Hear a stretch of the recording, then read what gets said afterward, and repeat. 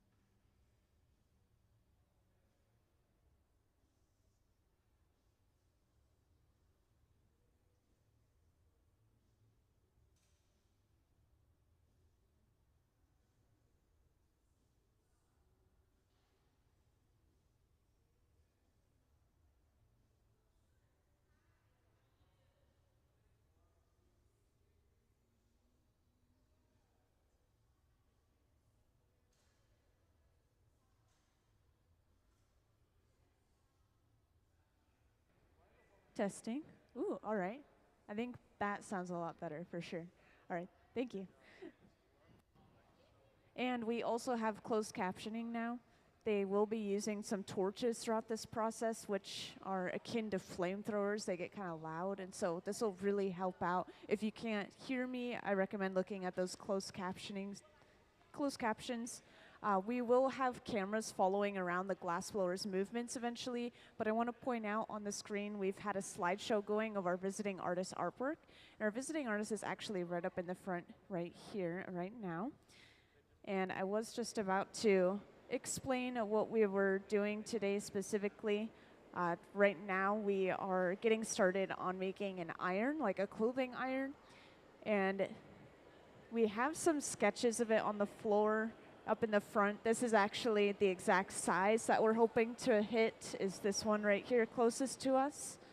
I've been told that we're working on the handle first, so we are lengthening this piece of glass until we can stretch it out into that proper handle shape. And the reason that we're making an iron, and the reason that we've made these needles and these spools of thread up here, is because of the theme for our residency, this entire residency. We are making a variety of objects that are going to basically represent Sally Hemings, and she was actually an enslaved woman who was the mother of 6 of Thomas Jefferson's children. And so this is going to be a portrait of her, a symbolic portrait, since there were none that were created of her in her time. And the reason that we're using these different symbols is because she was charged with the upkeep of the Jefferson family members' wardrobes. So this included taking care of clothing and creating clothing. And since we saw our visiting artist slideshow, I do want to talk about our visiting artists a little bit.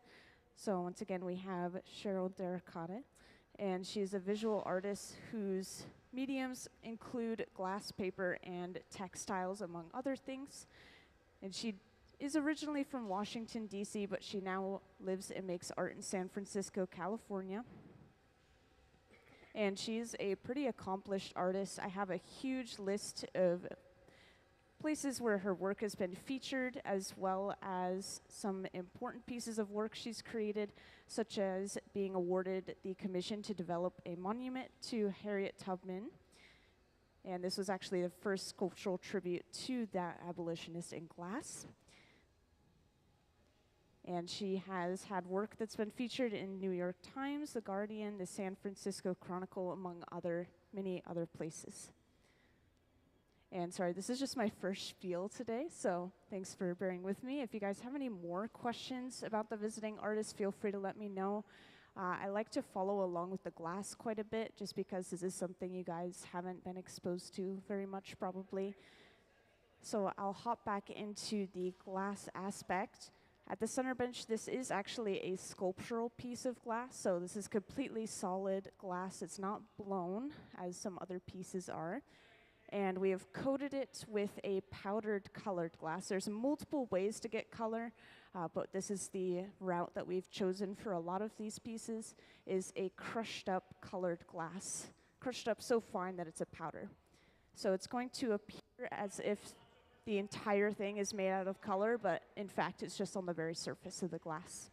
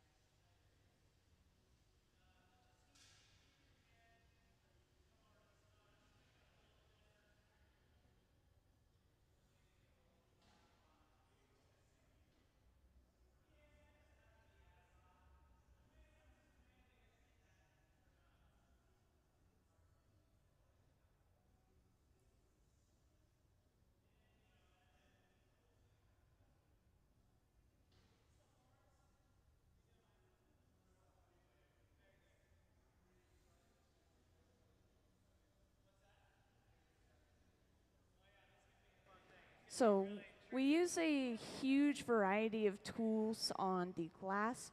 One of the different tools we use is corkwood paddles. So we have a variety of wood tools. These are specifically corkwood. And right here in the front, whenever we're using the corkwood paddles, we're squishing the sides of the glass inward and creating straight sides to our piece. It's important to have wooden tools in the hot shop because wood is an insulating material, so when we touch it to the glass, it's not going to pull a lot of heat out, and that does cause the wood to burn, but once again, it's important to be able to not pull that heat out of the glass as much.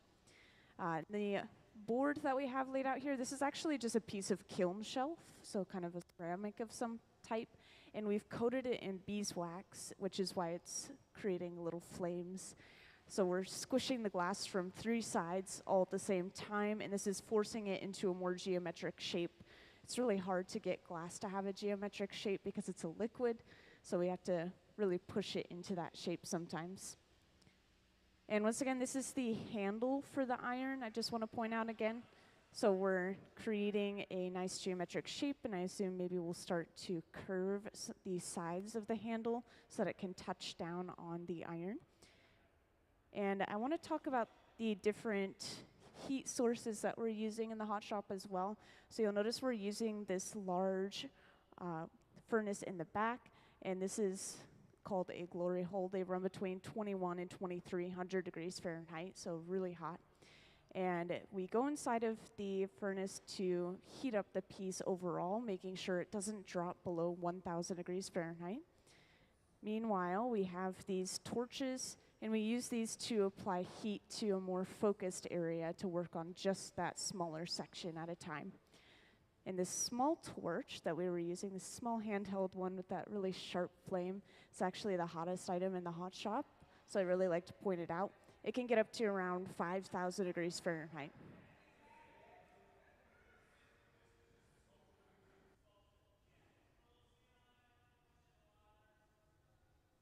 And all of our different furnaces, they run off of natural gas and forced air. Meanwhile, our torches run off of propane and oxygen. And eventually, way later on in the process, you're going to see us use these black boxes that we have on our far walls. These are called annealers, and they are running off of electricity. They hold at around 950 degrees Fahrenheit, maybe more exact, 925.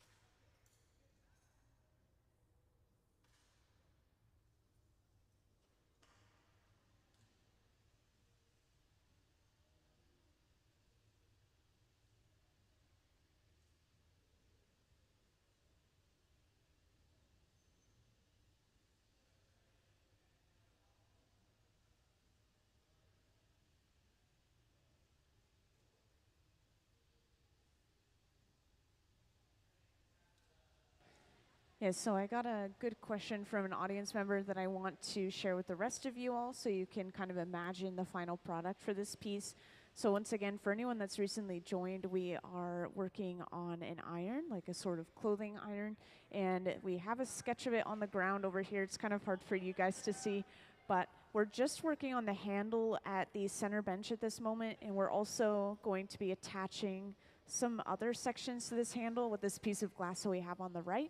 So these are coming together to produce one object, just to mention. But these pieces on the front table right here, these were made on Wednesday. We have some spools of thread and some needles. And all of these pieces that we're making over the course of this residency, they're all going to be displayed together on a table to be a portrait of, once again, I want to talk about the background for those who haven't heard, but this will be a portrait of Sally Hemings, and she was the mother of 6 U.S. President Thomas Jefferson's children, but there are no photos or drawings of her that existed, so this will be a sort of symbolic portrait of her and what she did. And so, once again, all these objects will be displayed together. They're not going to be physically connected, but they will be laid out on a table.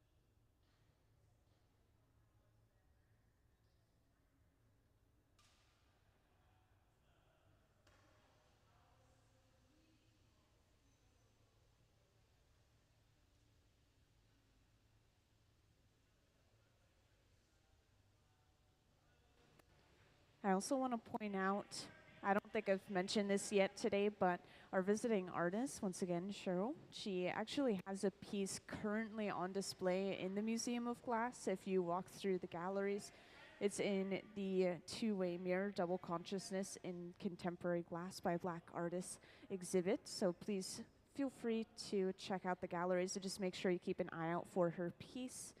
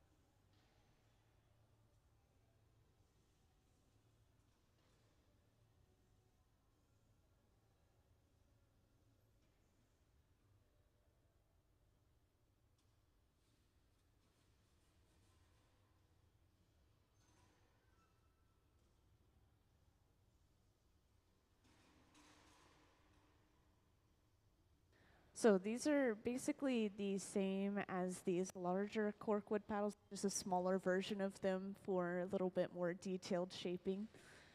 And once again, for those who have recently joined in, right here at the center bench, we're working on the handle for a iron. So just to point out the example drawing that we have on the floor, this is the exact size and shape that we're going for. And we're just working on the handle itself right now. Sarah has another section of the handle that she's going to be bringing over. So all of this glass that you're seeing on the hot shop floor is all coming together. We still have to make the body for the iron. And by the way, I want to point out over on the left, you might be curious about what's going on back here. And this is something we don't get to see super often, so I like to mention it, but we are currently charging the furnace, which is filling it with a new glass mixture. And this mixture comes in these large sort of paper containers, and you can just throw the entire paper container and the paper burns away, and it's filled with a mostly silica sand, a little bit of soda ash, a little bit of limestone mixture that's all kind of clumped together, but it's in its raw form pretty much. And we melt that down over the course of a day, so it should be ready for us to use tomorrow.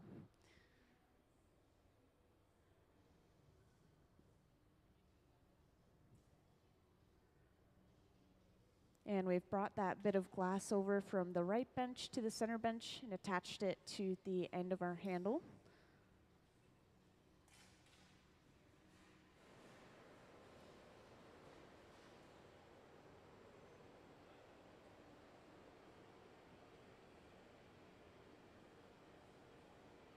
And to control the shape of this handle, we're heating up just a section of it using this large fluffy flame.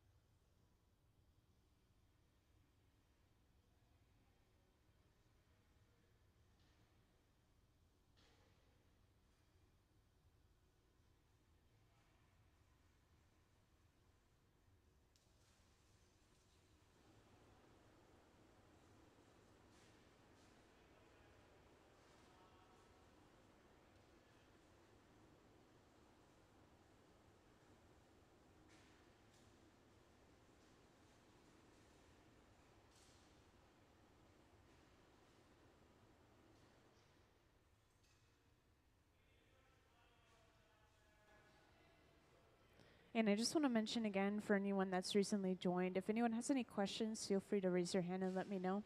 And it can be questions about or for our visiting artists who thought up this whole concept for this piece.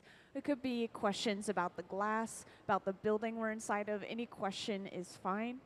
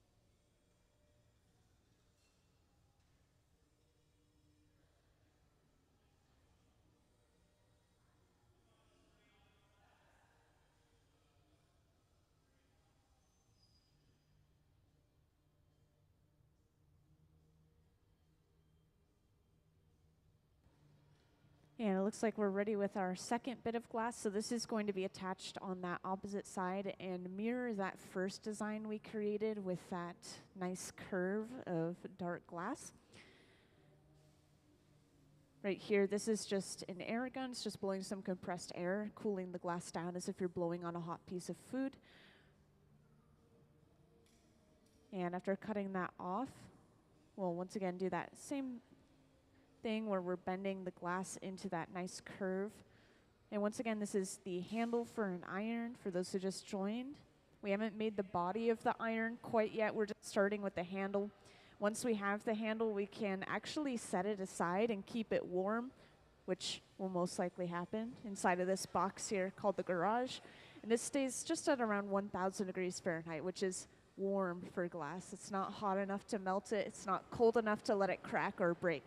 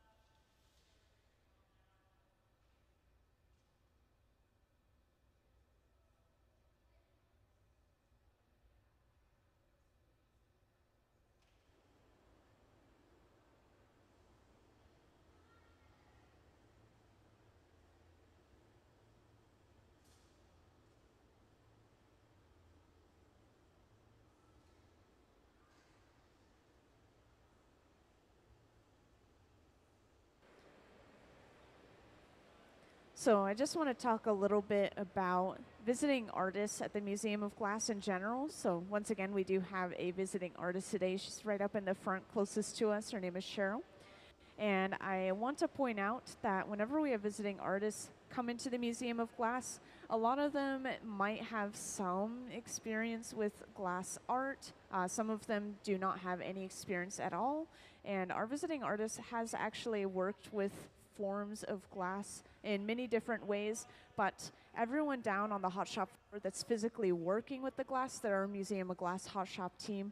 They've been working with glass for about 20 to 30 years each.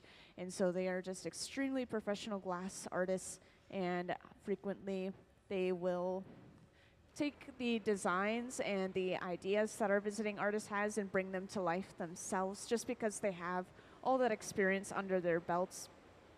And that is what they're here for. These guys work full-time for the Museum of Glass, and part of their job is to help the visiting artists when they come through.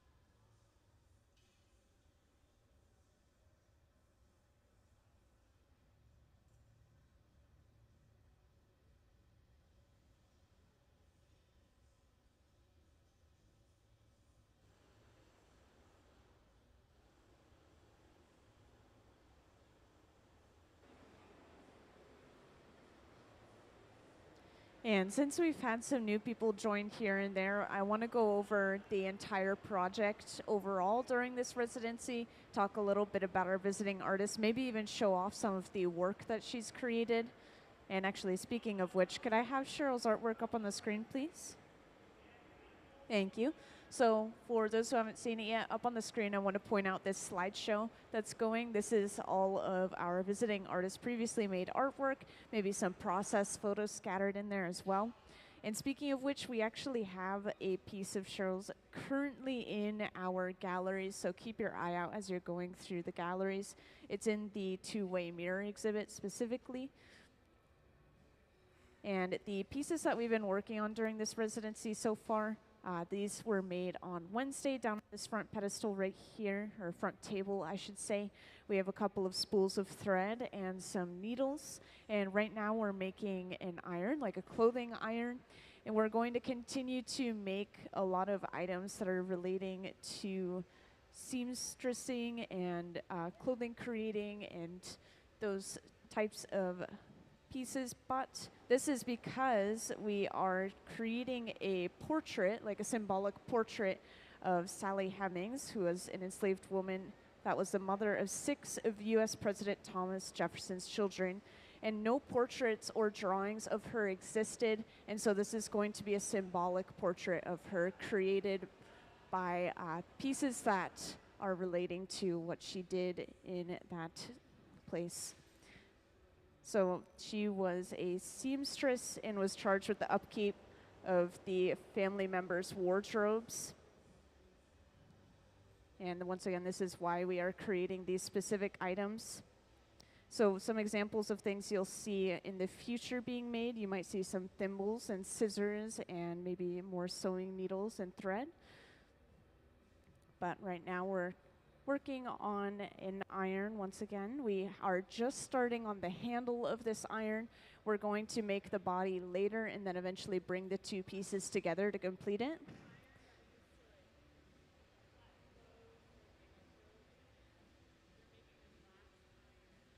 And our visiting artist, Cheryl, she's originally from Washington, D.C., but she now lives and makes art in San Francisco, California. She's a little bit closer now. And she has been a really accomplished artist so far. She was awarded the commission to develop a monument to Harriet Tubman, and this was actually the first sculptural tribute to her in glass. And she actually has had work featured in many places, including the New York Times, The Guardian, the San Francisco Chronicle, and among other places as well. And just to let you know, I have all of that information, plus maybe a little bit more, but if anyone is curious about maybe the ideas behind our visiting artist designs or has any questions for her, feel free to let me know, and I can get her attention for you or ask her myself. And of course, if you have any questions about the glass, feel free to ask away about that as well.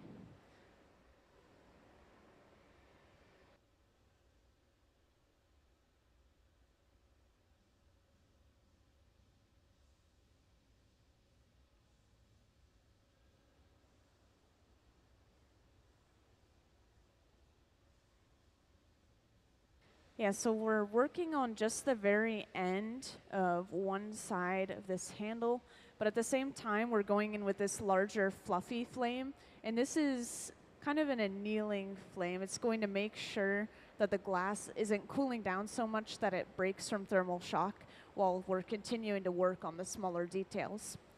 And this is why we're going in and out of the furnace so frequently too, is just to make sure that the entire piece overall is staying warm.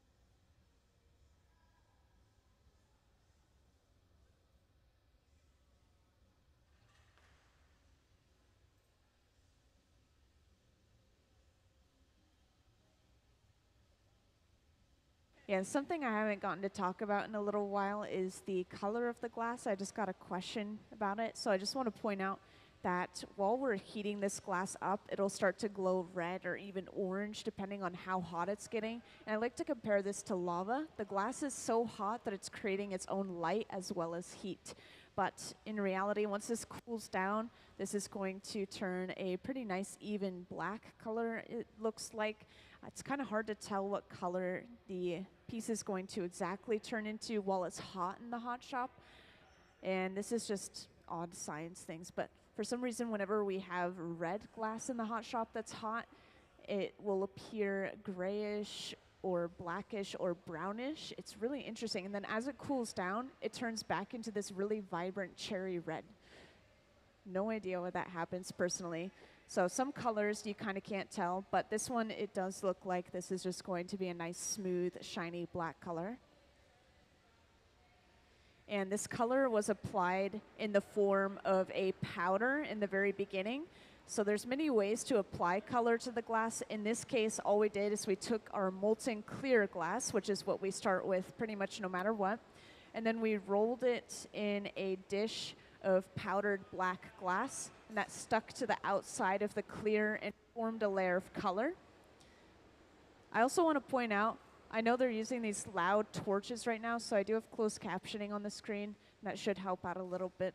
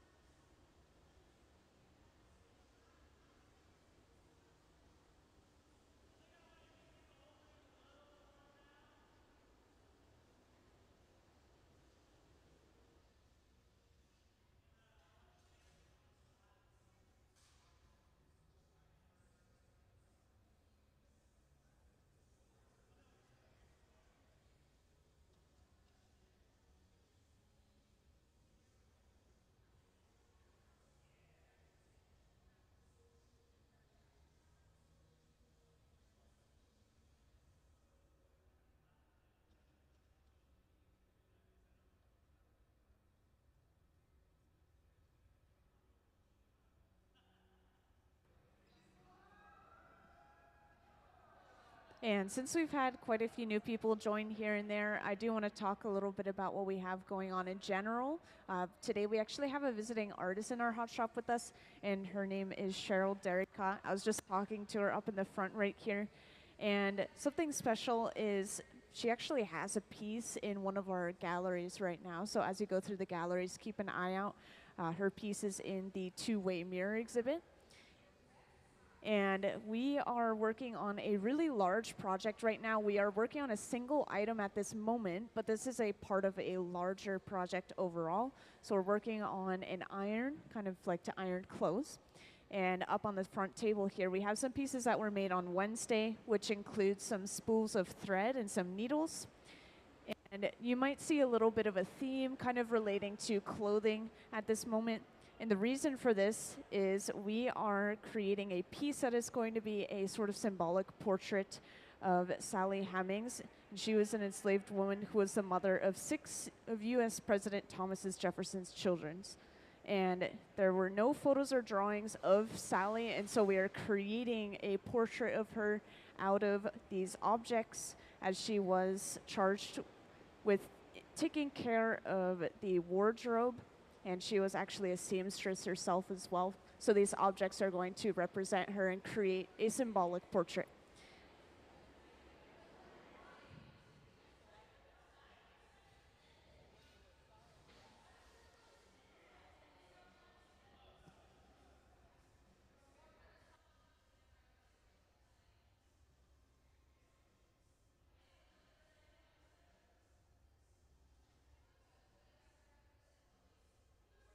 And our visiting artist, Cheryl, she's actually created mini pieces that are relating to glass. I got a question earlier about why she isn't working with the glass at the moment. She was working with some of the glass on previous dates, and I'm sure she'll hop in again. But the people who are physically working with the glass right now are glass blowing professionals. They've been working with glass maybe about 20 to 30 years individually, and so they are going to create these pieces really quickly, efficiently, and amazingly. They are our Museum of Glass Hot Shop team, and they help any visiting artist that comes through.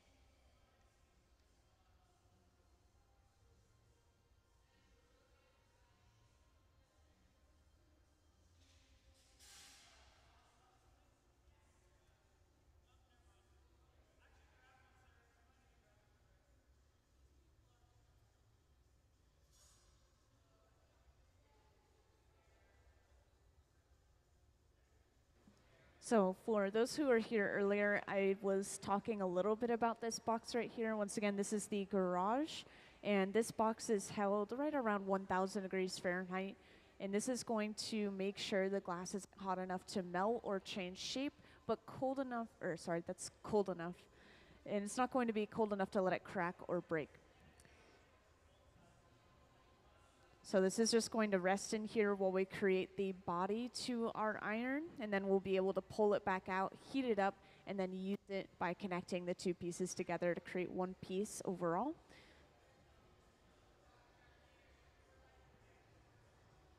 So next we will get started on the body of the iron, and you guys will get to see from the very beginning how we start with only clear glass and how we apply the color to our glass.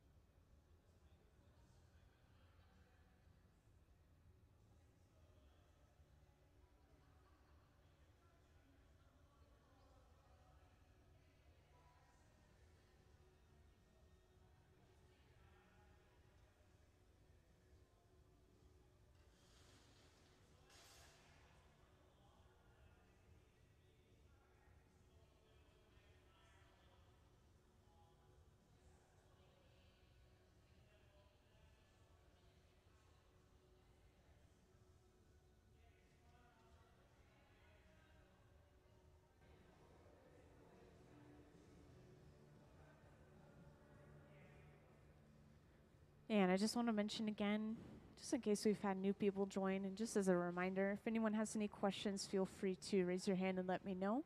It can be questions about or for the visiting artist. It can be questions about the glass, which, speaking of, actually, I should probably give a little overview of the hot shop since we haven't had that yet.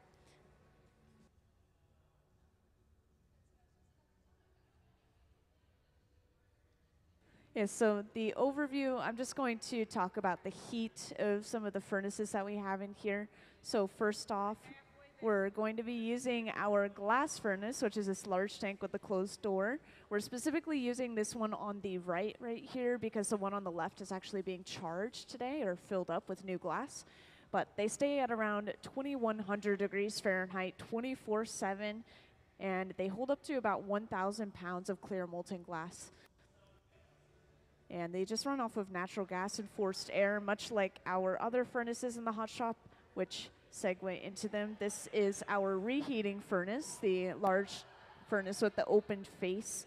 These run between 21 and 2300 degrees Fahrenheit, so they're just a little bit warmer for reheating the glass quickly.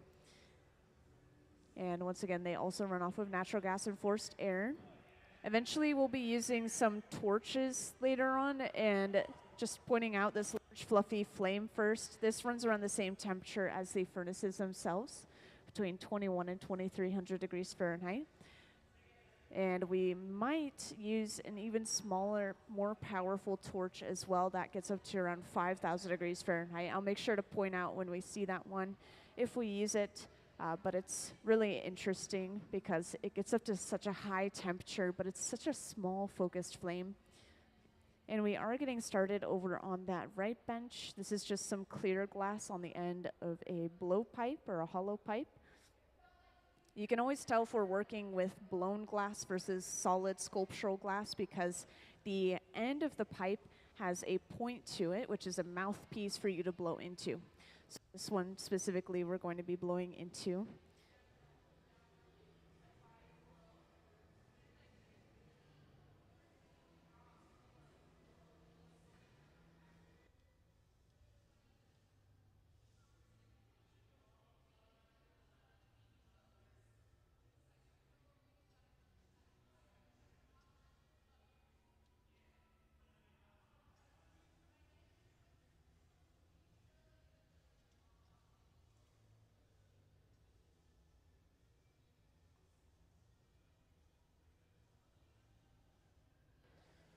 And something important to point out is we'll usually start our projects on the side benches and then bring it to the center bench to fully finish it and shape it into its final form.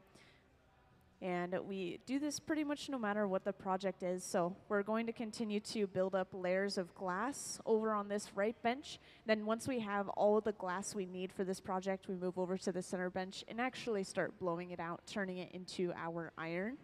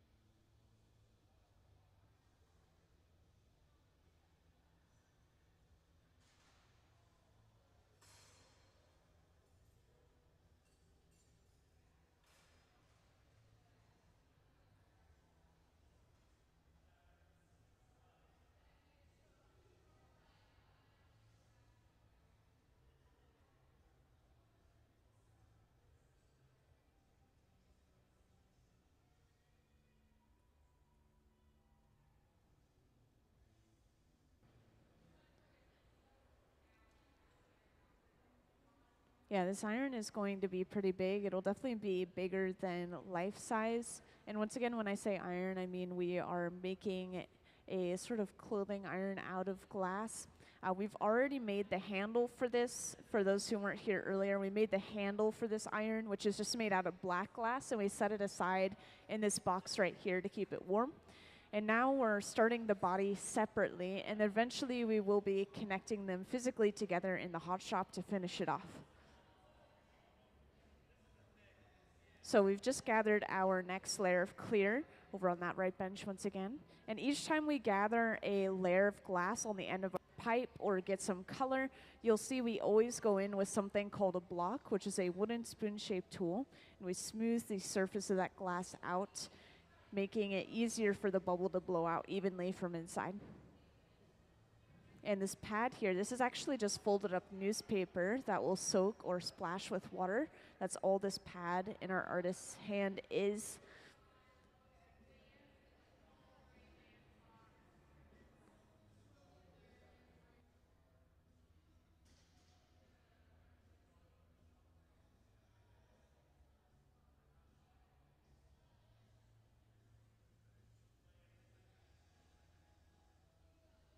Yeah, we use a surprising amount of wood-based tools in the hot shop. This newspaper is as close as you'll see us get to using our hands to shape the glass. So it's that small amount of material. And you can really squeeze into the glass if you want to create like a waist on a vase, for example. You can physically squeeze with your fingers in your hand. So it's a really helpful tool. But we also use those wooden spoon-shaped tools, the blocks. We use these wooden corks, these cork paddles that we have up in the front, which actually I believe we will be using these as well for the body of the iron, since it's a little bit of a geometric shape with that point on the tip of it, you know. So we'll see a variety of different tools used in the hot shop. And it's important that we use wood because it's an insulating material, so when we touch it to the glass, it's not going to pull a lot of heat out of the glass, allowing the glass to stay warm.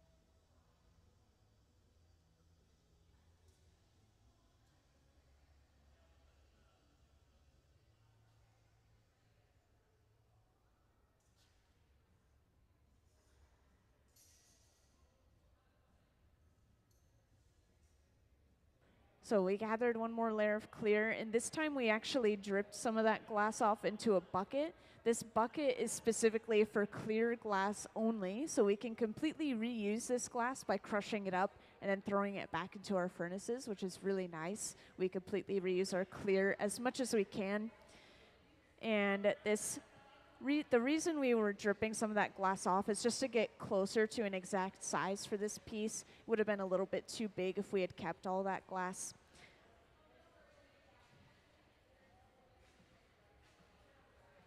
And we've disappeared around the corner, but I want to point out that we are currently using the powder booth right now. It's important that we have this special booth for applying powdered glass because it's really dangerous to inhale powdered glass in any sort of form. And so this has really nice ventilation that sucks that powder away from our faces. But we're covering this entire piece of glass with that powder. You'll see it when we come back.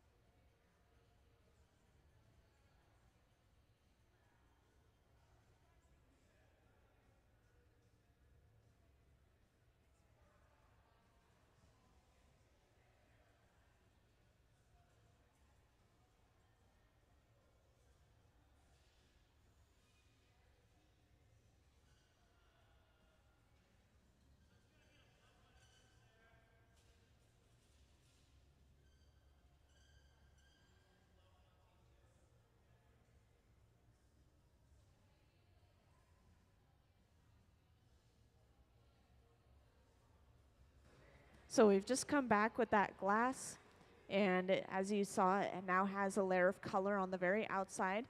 And once again, I want to point out that it's really hard to see the exact color that we're working with when we're working with the glass, because no matter what, if the glass is molten, it's going to be glowing orange because it's radiating its own light as well as heat, kind of like lava.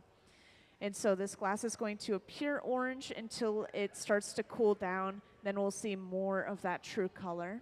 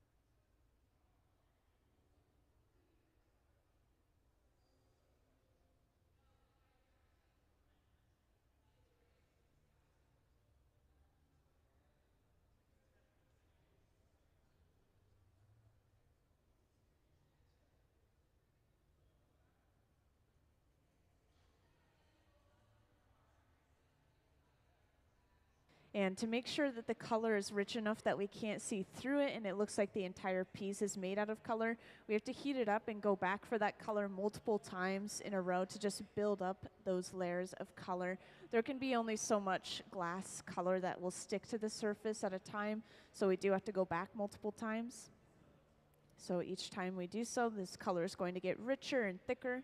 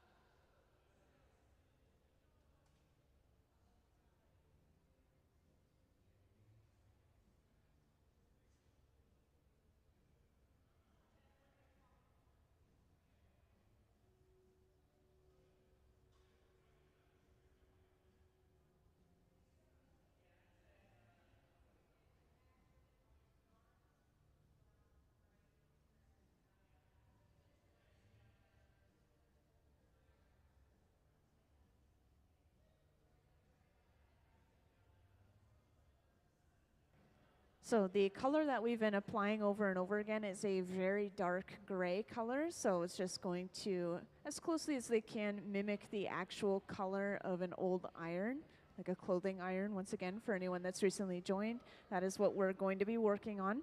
And we're just going to be working on the main body section of the iron. We've already created the handle for the iron. And based off the size of the handle, this piece of glass is going to be pretty big. This is probably going to be blown into a very large iron. So once again, not real life size. We also have some pieces that were made on Wednesday during this same residency for the same purposes. We have 2 spools of thread and some needles.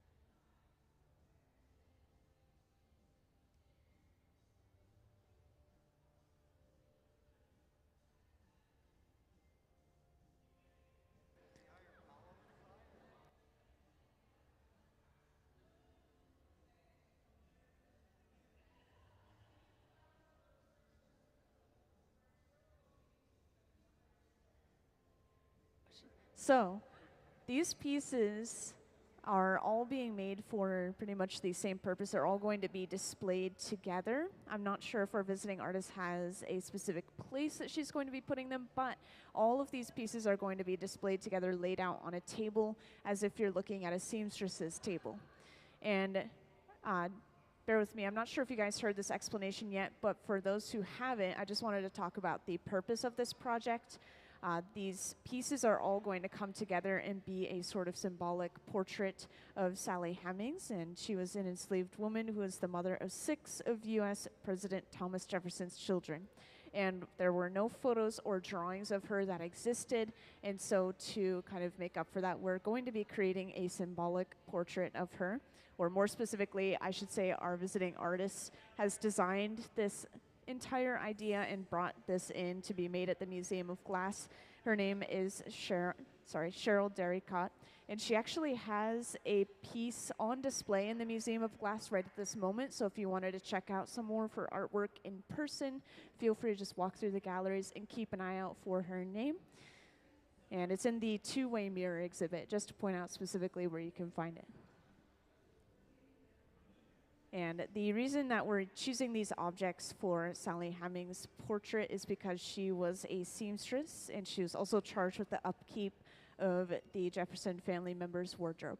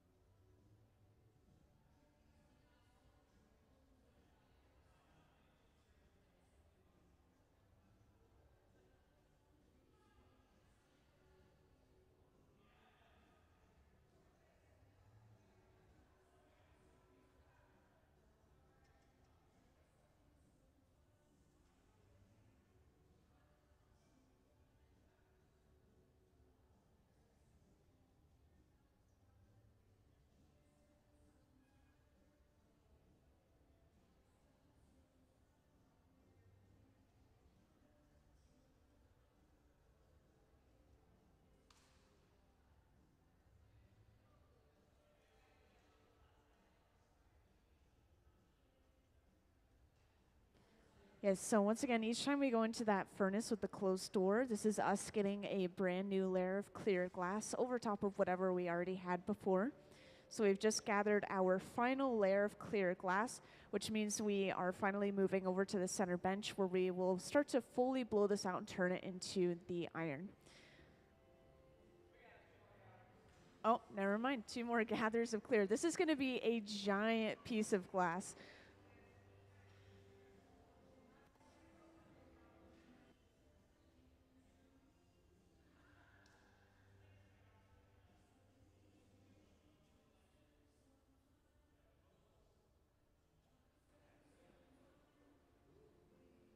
And because this is going to be such a large piece of glass, we're already preparing the punty, which is a second pipe that we eventually bring over and attach to the piece to remove it from its original pipe. So we're preparing that ahead of time, and we'll be able to set it aside and keep it warm, so that way we don't have to gather layers of clear later and prepare it right in the moment.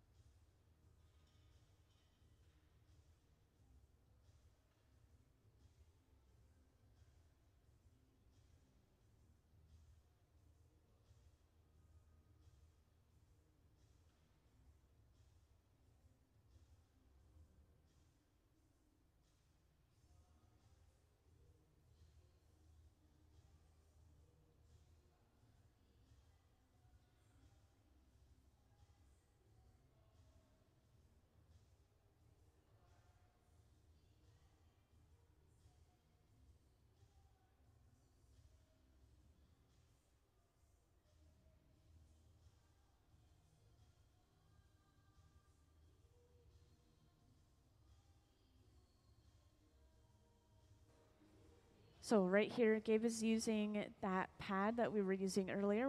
Once again, this is just folded up newspaper that is soaked in water. And you can kind of just change the shape of the glass overall, as well as guide which way the bubble blows out as somebody blows into the end of the pipe. And by the way, whenever we're hovering around with those wooden paddles like we just were there, this is not to touch or shape the glass in any sort of way. This is just to prevent heat from hitting the artist's hands and arms as they're working on the glass. It radiates a lot of heat, and it can start to burn your skin if you don't have something covering that area, especially the larger the amount of glass that we're working with like we are right now. Also, we blew into the end of the pipe just a little bit there. That expanded the bubble inside, even though we can't see it quite yet. This is just to make sure that we have a nice round shape of the bubble before we go for another layer of clear over top of this. And we're just going to get 2 more layers of clear, I heard. So after that, we'll start blowing it out and shaping it.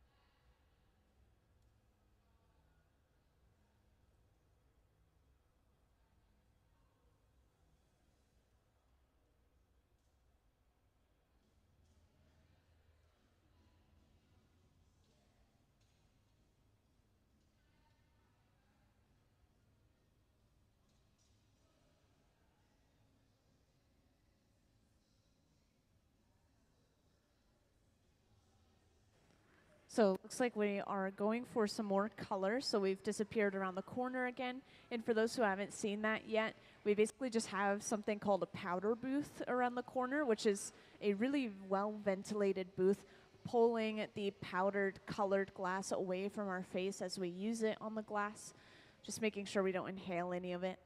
But we are applying a really dark gray powder to the surface of this glass, and this is going to give the glass the appearance of being made out of iron, because once again, we are making sort of an old-fashioned iron, like a clothing iron more specifically.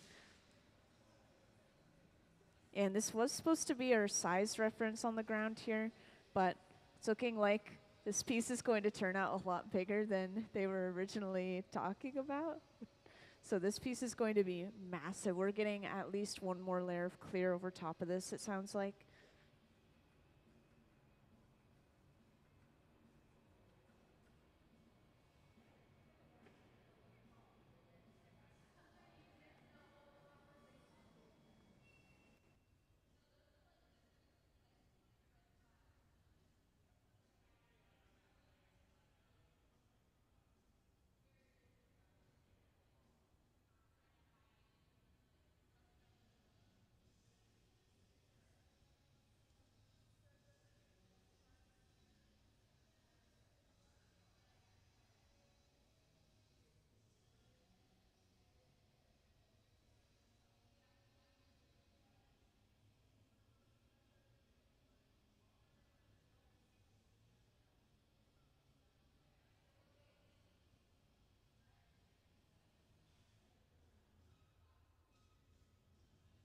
So just there you can see that fresh layer of powdered colored glass across the surface of the piece. Once again, this is a dark gray. And just to talk about colors in general for a moment, I don't think I have yet today. The different colors in glass are from different metals and minerals and metal oxides that are mixed into the raw glass mixture to get those rich colors. So some of you guys might have heard of cobalt blue glass. This is a popular collectible antique kind of glass, and it literally uses a form of cobalt in it to get that rich, almost purpley blue color. And we are using a variety of different metal oxides. One of the most expensive colors that you can get in glass is gold chloride, which creates a sort of cranberry pink, cranberry red color.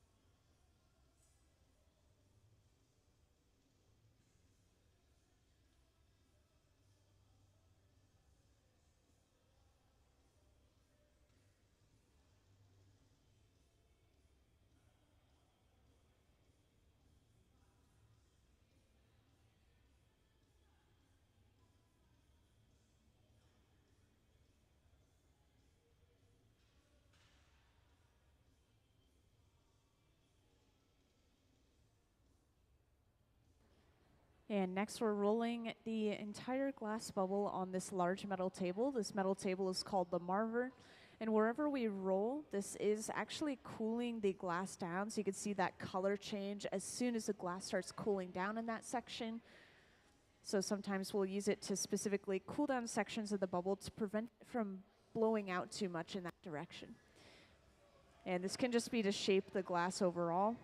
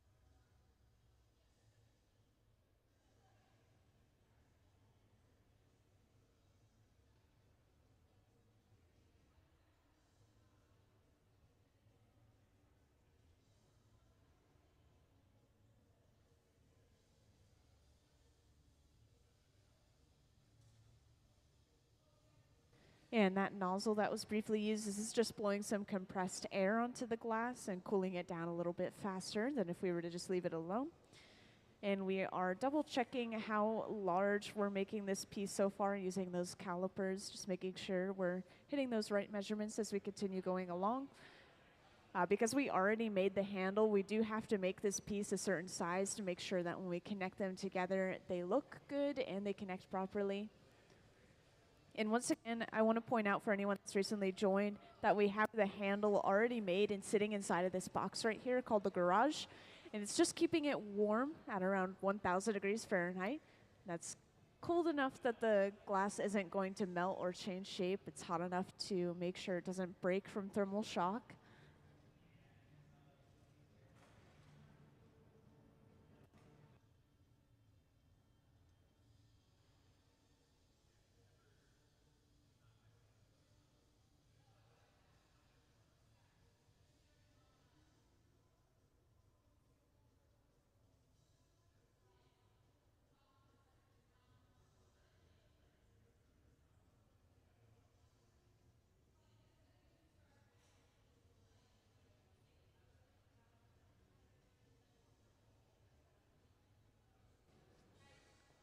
And the glass right now is just being allowed to cool down. You can see that it's still slowly moving even though it looks pretty solid at this point. It has a lot of internal heat as well. The surface is cooling a little bit faster than the outside because the glass is pretty thick. So we're letting it cool down a little bit internally before we go for our next gather of clear glass.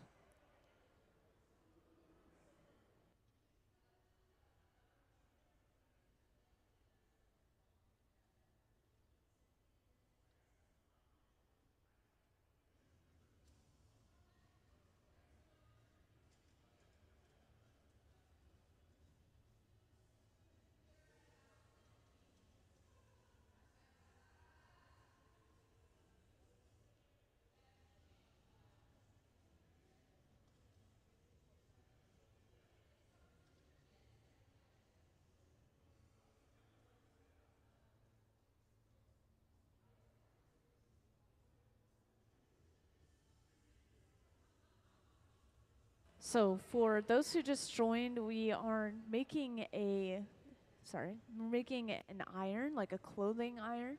And this is going to be, of course, on a much larger scale. This is obviously already larger than a hand iron usually would be. We've already made the handle for this iron, so this is actually just going to be the body of the iron right here. It's going to be, I was told, about 3 inches thick and pretty wide and flat overall. But it will be hollow. This is a piece of blown glass, and this is on a hollow pipe already, so all we have to do is blow into the end of the pipe to expand this glass bubble like a balloon. And I believe that this is our last layer of clear glass that we need, so after this we should be able to see them start blowing it up and turning it into the iron. But the reason we're making this iron, and this is going along with the theme of all the previous pieces we've been making, these pieces were made on Wednesday. We have a couple of spools of thread and some needles down here. These pieces are all being made as a sort of symbolic portrait of Sally Hemings.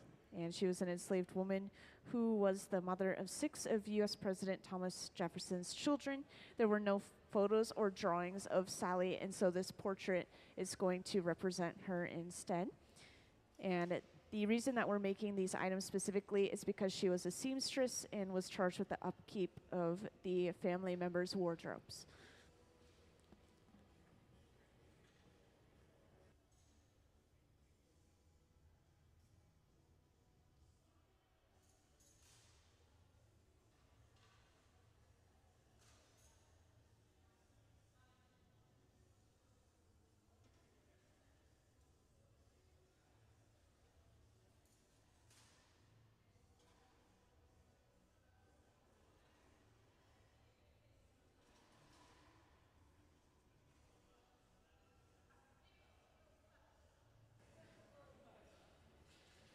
Yes, so I want to point out something over on the left side of the hot shop just to give you a better understanding of our glass furnaces.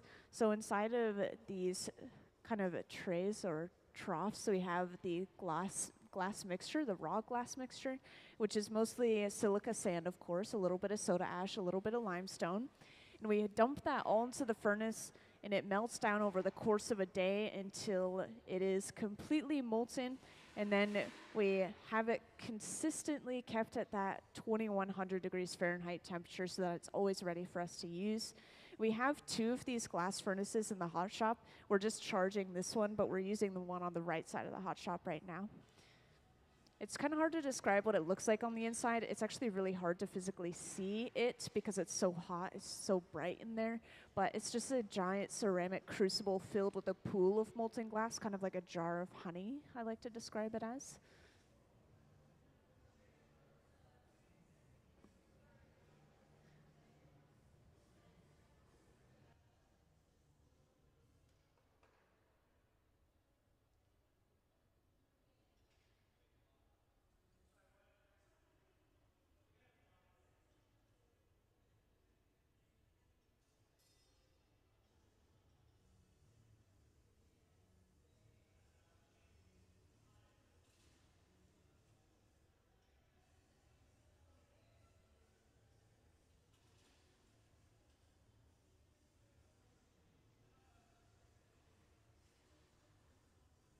And once again, each time after getting a new layer of color or a new layer of glass, we always sit down and use our block, which is this wooden spoon-shaped tool, to smooth and even out the outside of that glass, making sure the bubble blows out evenly from within all of that glass. And there is already a bubble inside of all of this. You just can't see it through those layers of dark gray color that we have on the glass.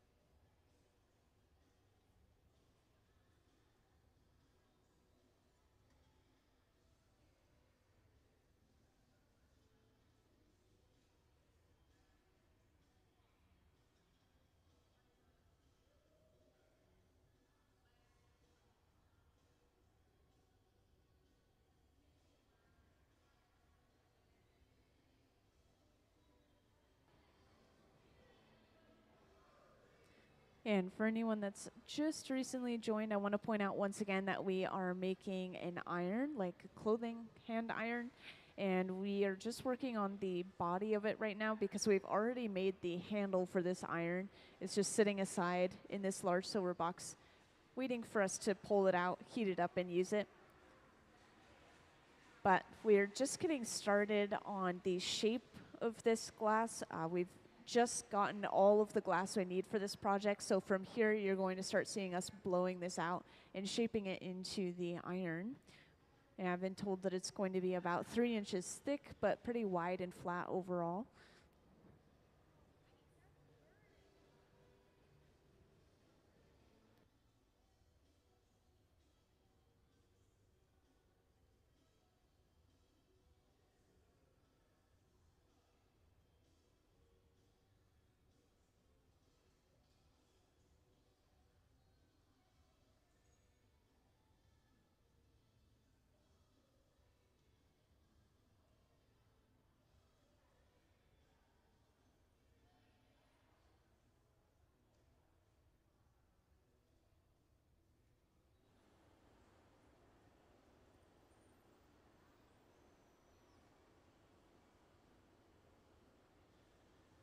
And I haven't gotten to mention this torch in a little while, but this torch runs around the same temperature as the furnaces themselves, between 21 and 2300 degrees Fahrenheit. But the torch will heat up sections of glass at a time instead of heating up the entire thing inside of the furnace overall. So we could focus heat to just one area. And because this is a large amount of glass, it looks like Gabe is slipping on a protective arm shield. This is going to reflect a lot of that heat radiating off of the glass away from his arm.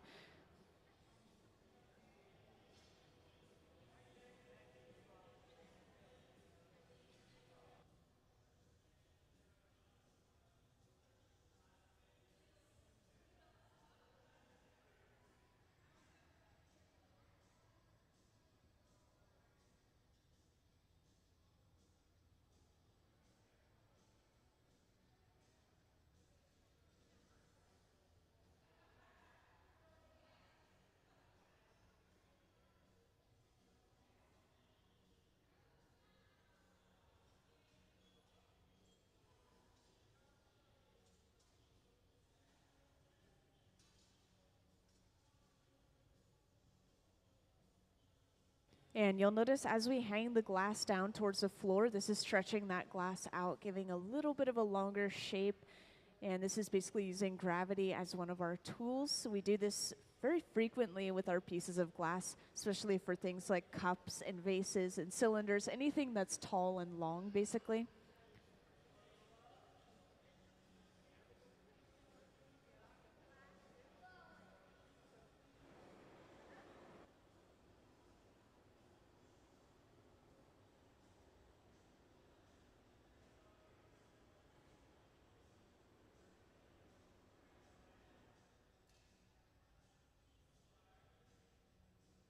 And at this point, this is when we're starting to blow this glass up. So somebody is blowing into the end of the pipe right now, and Gabe is kind of controlling which way it's blowing out by using the newspapers on the end. That's all this pad is, by the way. It's just folded up newspapers soaked in water. So you can see the bubble has expanded to the side because he was pushing on the end of the bubble, so it didn't blow out the end.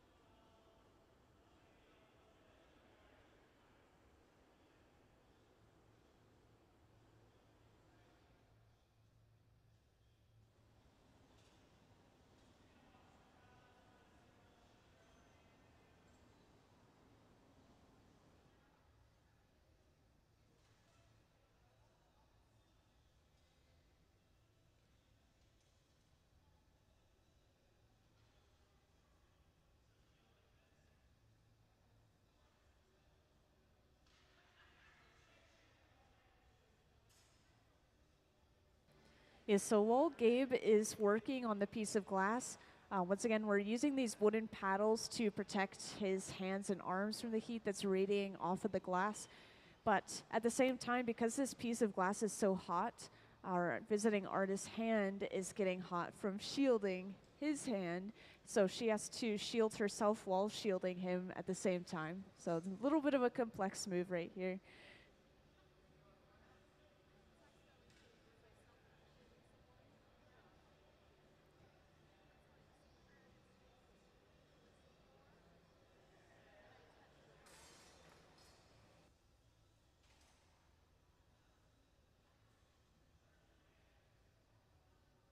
And right there, we just did something really important. We were squeezing in the glass near the pipe with the jacks, which are those two metal blades. And this has created a divot in the glass. This is basically our breaking point that we'll be using later on to take this entire piece off of the end of the pipe.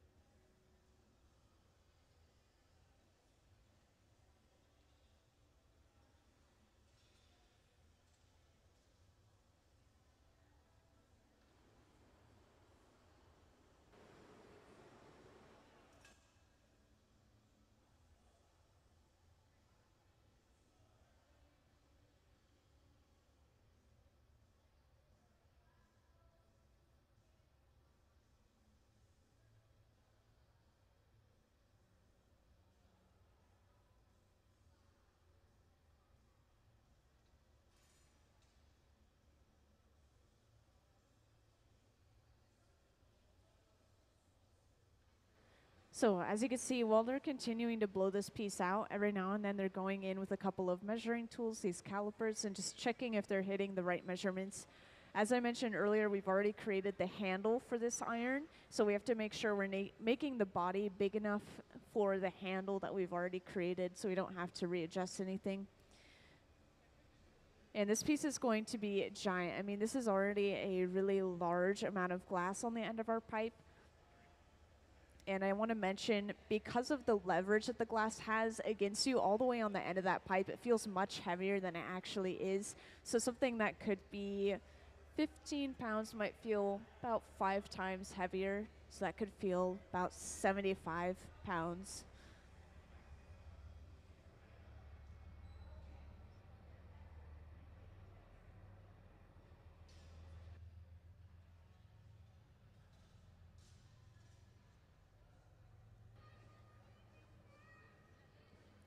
And we're just continuing to stretch this out until we hit that length measurement.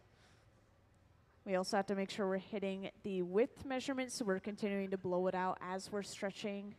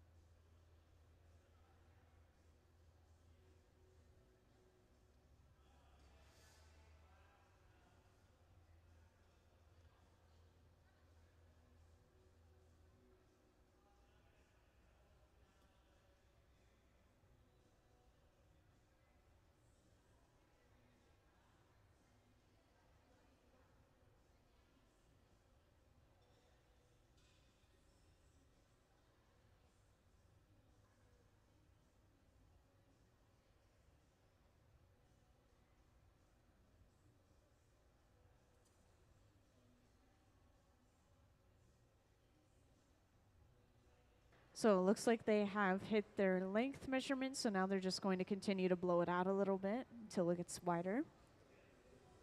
And we still have yet to shape this bubble, but I would assume that we might see them using this setup that we have in the front here that is used for flattening the glass in different sections, and this is going to create a much more geometric shape.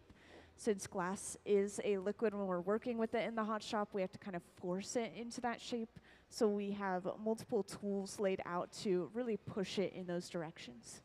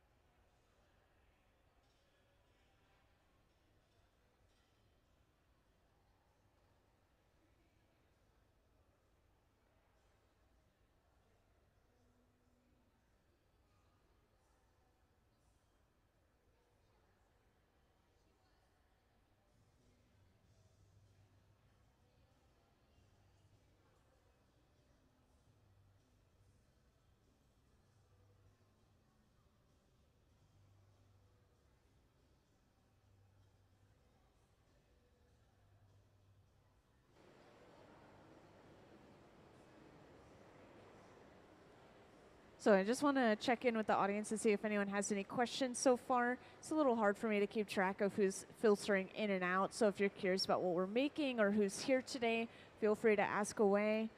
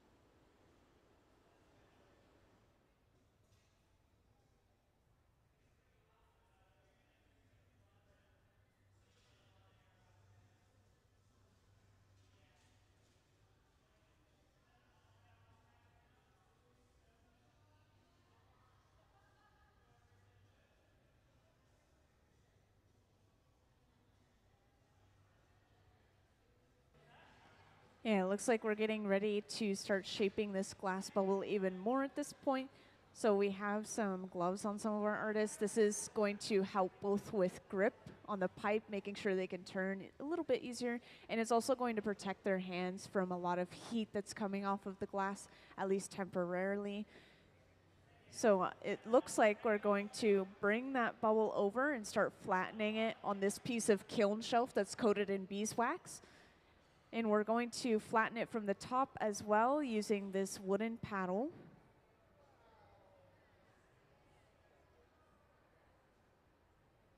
And you can see a lot of air quickly escaping. So this pipe works both ways. So you can push air into the end of the pipe to expand the bubble. You can also push on the glass, and this will allow air to escape. You can even suck air out of the pipe to dip glass in spots. It's really interesting. So we are flattening this to get us closer to that exact iron shape, since this is going to be a flat and kind of wide iron.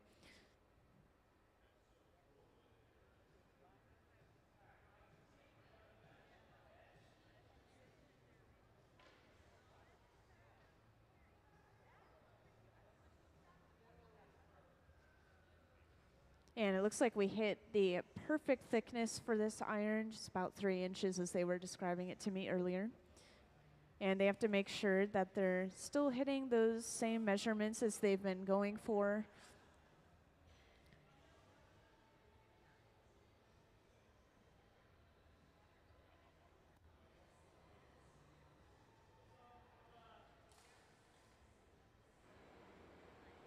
And I just want to continue to emphasize that this is actually a really large piece of glass. You don't often come into the hot shop and they're just making an everyday ginormous, like 4-foot long piece of glass. This is really impressive. And this is actually a dangerous amount of glass. If this were to drop and break, that glass could go and hit them and could be pretty bad. So they have to be careful to make sure that this piece doesn't fall. And doing this, putting it in the furnace every now and then, this is called flashing. It's going to prevent the glass from breaking in the first place.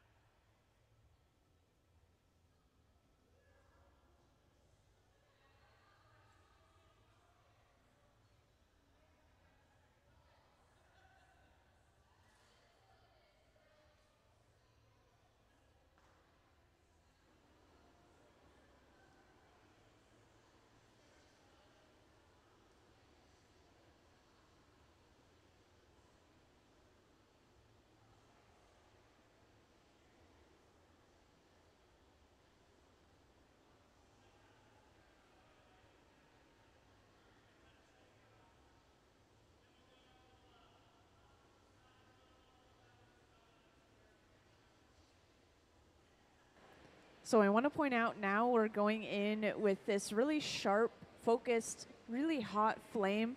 I might have mentioned this to some people earlier, but that small torch is actually the hottest item in the hot shop. Can get up to around 5,000 degrees Fahrenheit versus the furnaces, which are at 21 to 2,300 degrees Fahrenheit. Just to compare those temperatures, this is over double that heat. So this small torch will heat up small amounts of glass very quickly. This is really helpful for details in glass, such as if we're working on a face. We don't want to heat up the entire thing, otherwise we lose those features. Meanwhile, or instead, I should say, we'll go in with this small torch and we can heat up just one small section at a time to work on those small details. So we're heating up just this ring or band around the side of the bubble, and you'll see what we do with that next. Looks like we're going in with the jacks, and we're probably going to section that part of the bubble off, maybe even completely cut it off.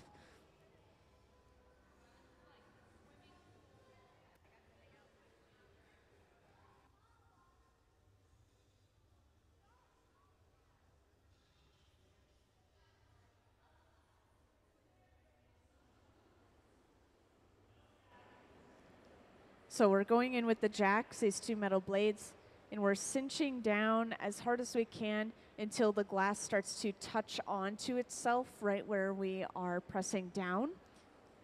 So this is completely sectioning off that end of the bubble.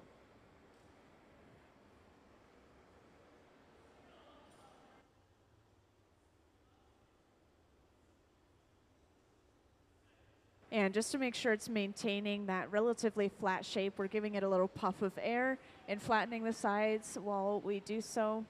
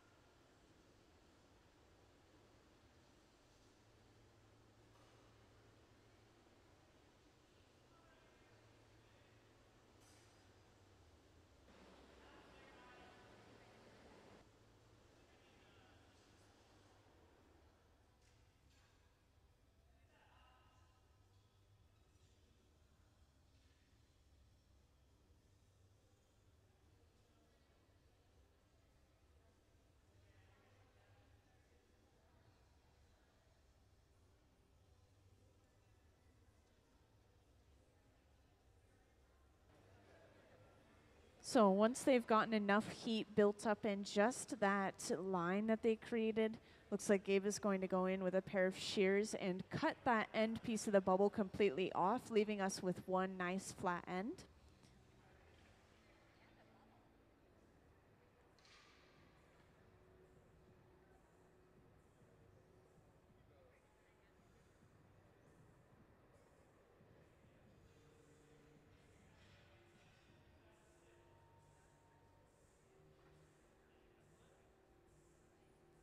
So once again, we're going in with a pair of shears.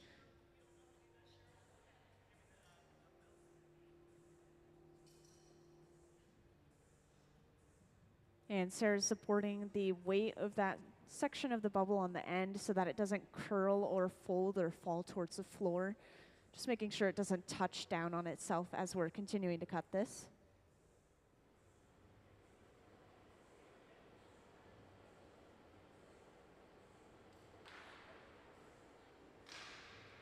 And they successfully broke that end piece off. This is just going to be set aside and allowed to cool down at room temperature. And you'll see what happens when we let glass cool down at room temperature. Whenever we finish a piece, we have to put it through an annealing process, which is cooling the glass very slowly. This will prevent thermal shock. But since this piece is not going through that slow cooling process, this is going to shatter and break over time. And just to speed up that process, they put a little bit of water on it.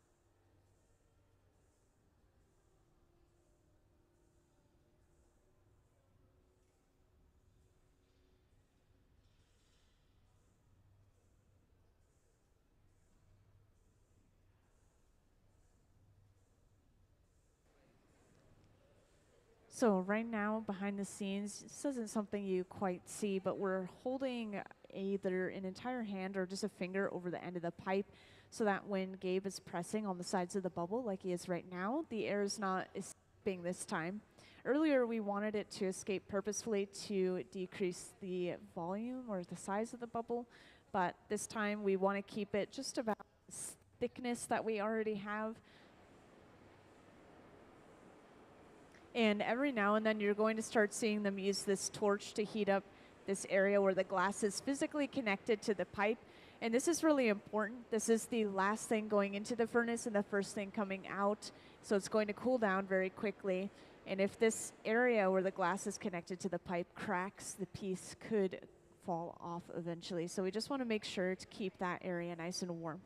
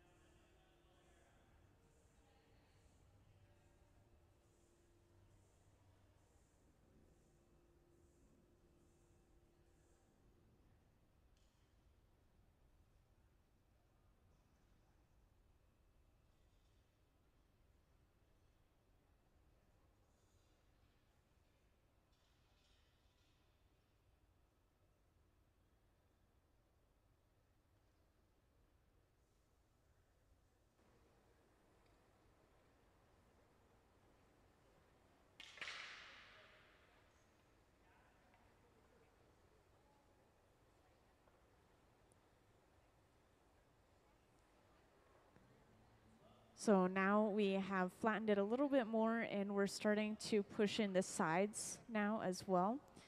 And this is to get that geometric shape that I mentioned in the very beginning. So instead of having rounded sides and this kind of pointed end that we have right now, we'll be able to go in, flatten the sides completely until we have a more geometric shape.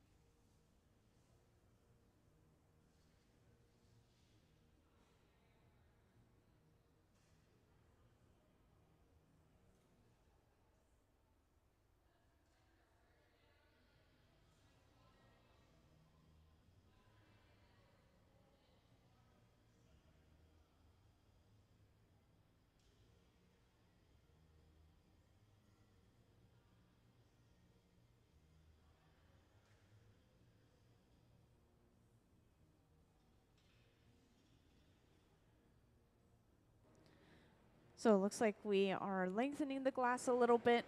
Once again, whenever we hang the glass down towards the floor, this is using gravity to stretch the glass out. We also saw him swinging it.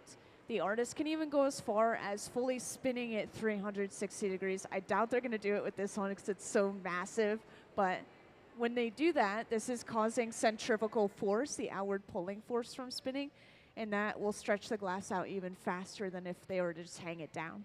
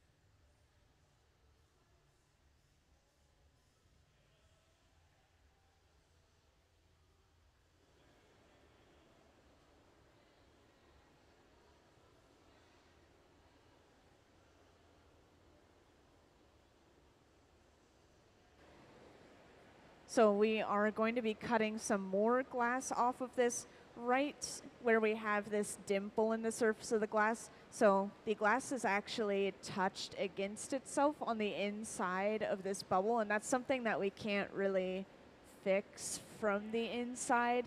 And so we just have to continue to work with what we have. So we'll cut off that glass where it's touching, and then we'll continue to blow it out as we were earlier. Once again, we're just creating the body of an iron, like a clothing iron that you would use by hand.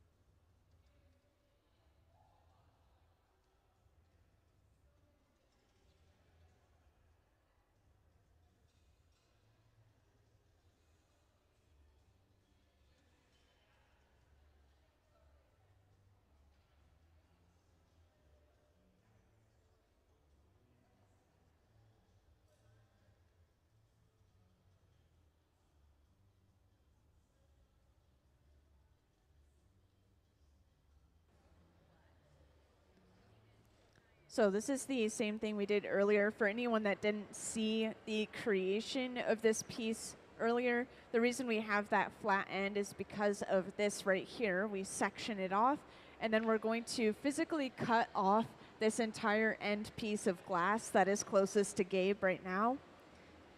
And to do this, we're using this really hot focused flame. Once again, this gets up to around 5,000 degrees Fahrenheit, so it's going to heat up the glass very quickly in that small area.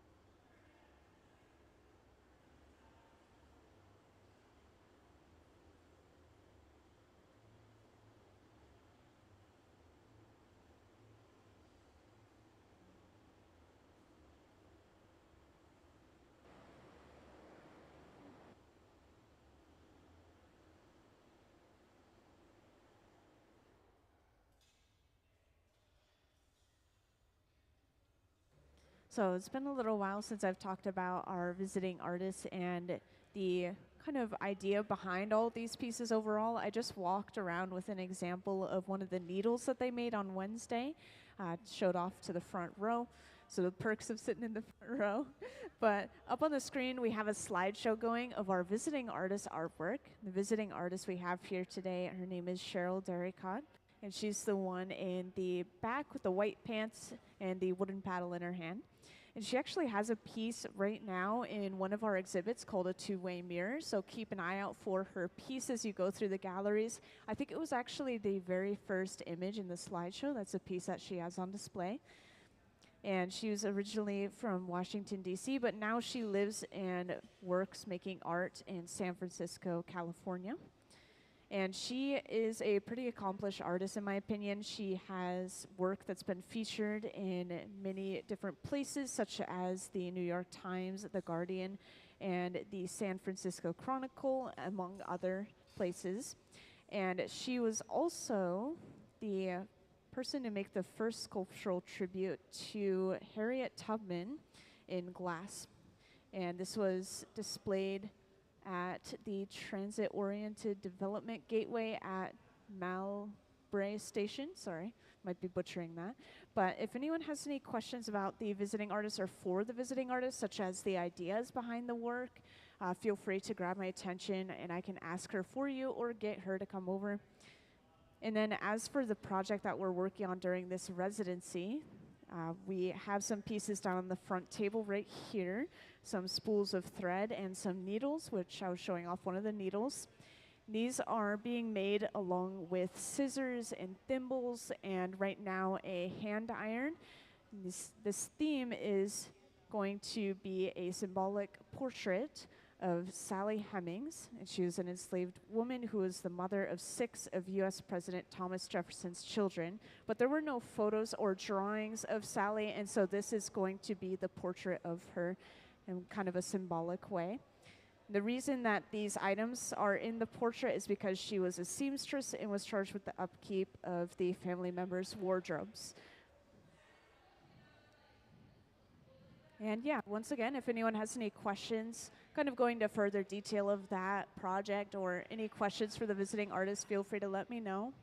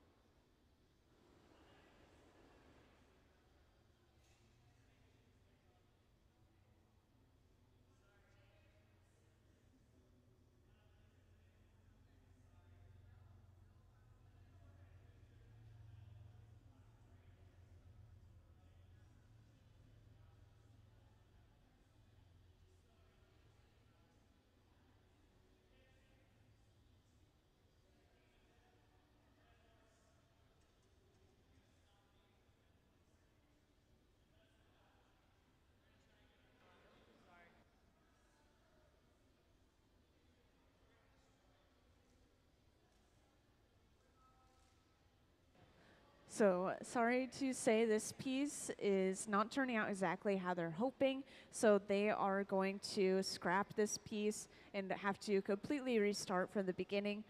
But since we are getting close to our lunchtime, it looks like we might either take an early lunch or do something small before we go to lunch. But once again, this piece is just going to be scrapped, sadly. So we're going around the corner to break it off the pipe. We need to make sure it's off the pipe so that we can clean that pipe off of any excess glass. If we were to finish the piece, I just want to point out it would be going inside of this box here. And this is going to slowly cool the glass down and prevent it from thermal shock. So next time when we finish that piece.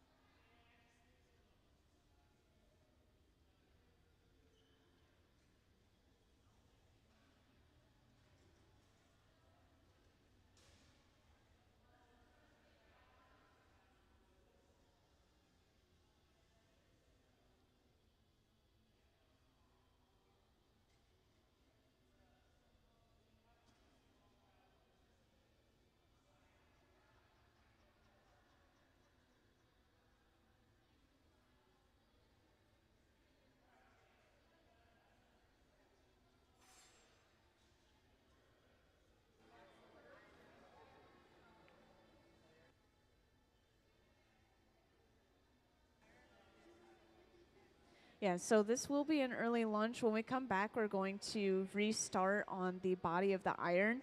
And once again, for anyone that's recently joined, we already made the handle for this iron, so that's out of the way. We just have to make the body and then connect those two pieces together. So this is something you'll see when you come back. We usually come back about an hour from when we take off for lunch, so you could expect us back maybe around 1:30-ish. And thanks for stopping by. If anyone has any final questions, feel free to ask away.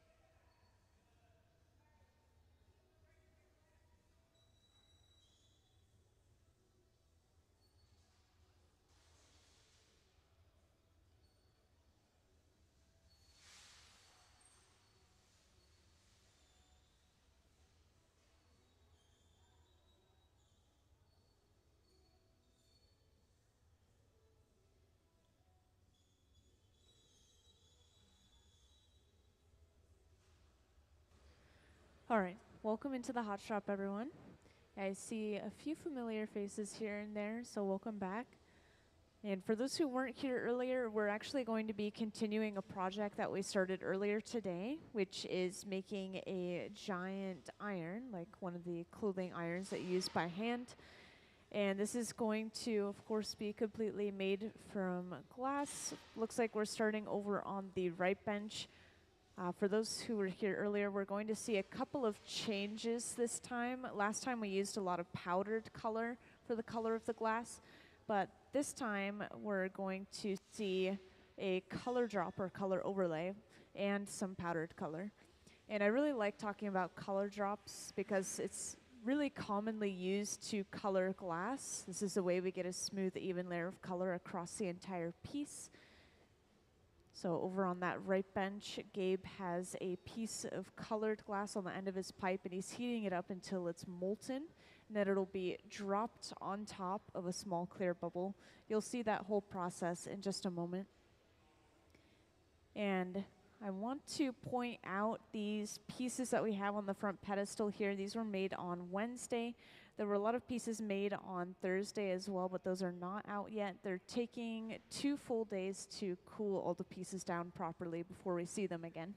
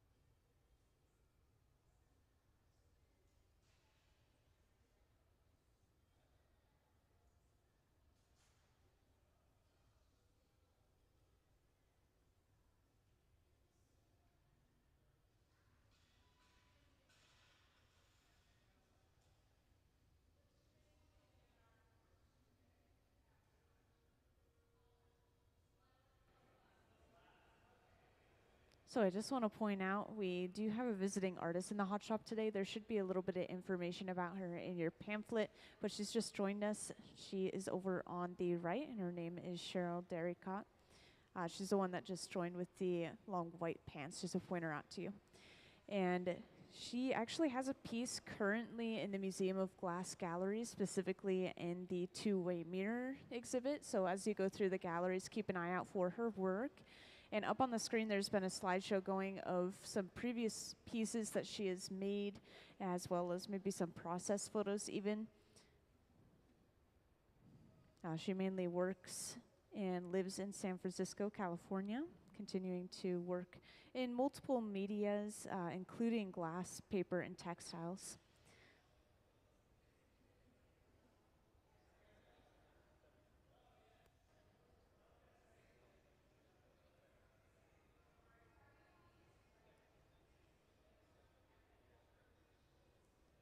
And I know people are probably trickling in here and there, so I just want to mention once again that we are making an iron. Once again, like a sort of iron that you'd use to iron clothes. And we've already made the handle for this iron. It's sitting aside in this large box right here called the garage. And we'll be able to just pull it out and heat it up lightly before attaching it to the body of the iron, which we're working on right now. And we did attempt one version of this iron earlier, but we had a couple of errors, so they decided to just wait until after our lunch break, and now they're starting again. So we'll see some different techniques in this piece probably. But I wanted to bring up the theme for this entire residency of our visiting artists. So once again, these pieces were made on Wednesday down here. The 2 spools of thread and the needles And now this iron, and we might also see them making some thimbles and some scissors. And the purpose of this is to create a sort of symbolic, sorry, I lost the word, symbolic portrait of Sally Hemings. She's an enslaved woman who is the mother of 6 U.S. President Thomas Jefferson's children. There were no photos or drawings of Sally during that time that she was alive, so she is creating a symbolic portrait of her. And the way that these will be displayed, I already asked about it, is that they will all be kind of laid out on a table as if the seamstress stepped away from her workstation.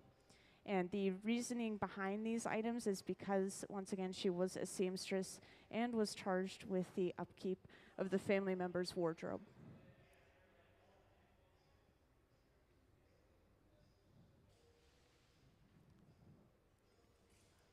And over on that right bench, I just want to describe again real quick that we melted down a large section of colored glass, and we dropped it on top of a small clear bubble and spread it completely over top. So now we have a layer of color surrounding our bubble, and that layer of color will continue to stay as we blow out the piece.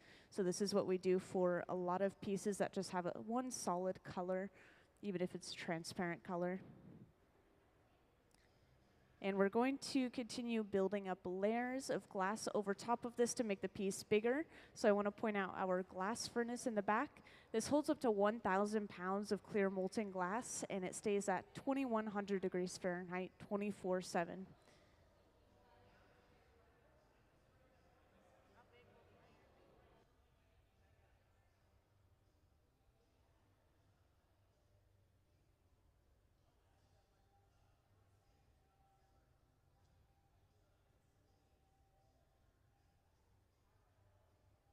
Yes, of course, I want to point out once more that this is not going to be a life-size, life-scale iron. It's going to be much larger. The piece that they were making earlier was a little bit bigger than they expected, but it's going to be still just around that same size for those who saw it earlier. It's pretty long. What would you say? Maybe about like 2 feet, 2.5 feet, something like that. It's a pretty big iron. And right after getting that layer of clear, we sat down and started using this wooden spoon-shaped tool called a block. This is smoothing that outside layer of glass out, making sure the bubble blows out evenly from within. In this furnace that we have at each of our benches, these are for reheating the glass only. So when we go inside of here, we're just heating the glass up enough until it starts to move again, become malleable.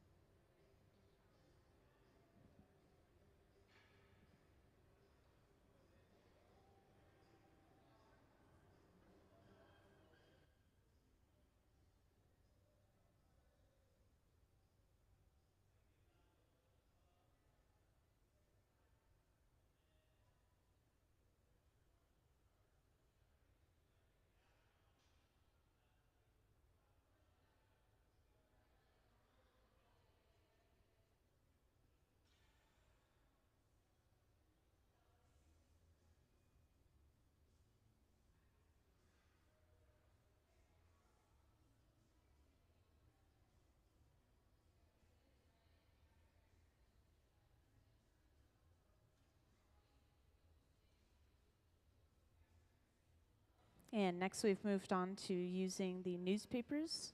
And as the name might suggest, this is literally just folded up newspaper that we soak or splash with water. And that is all this pad is. It's pretty much as close as we get to using our hands to shape the glass. We can physically squeeze the glass using these newspapers, squeeze a waste into a vase, for example.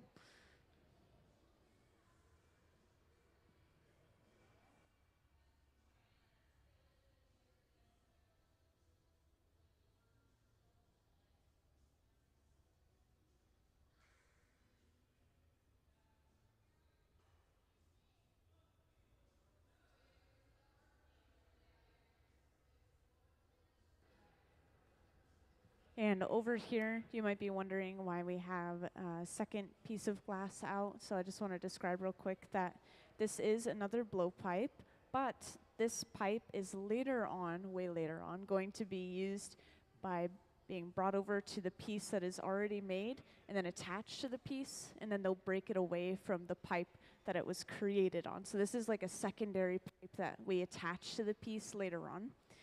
So we're just preparing it early, and then we'll set it aside, let it cool down a little bit, and it'll be ready for us to use later.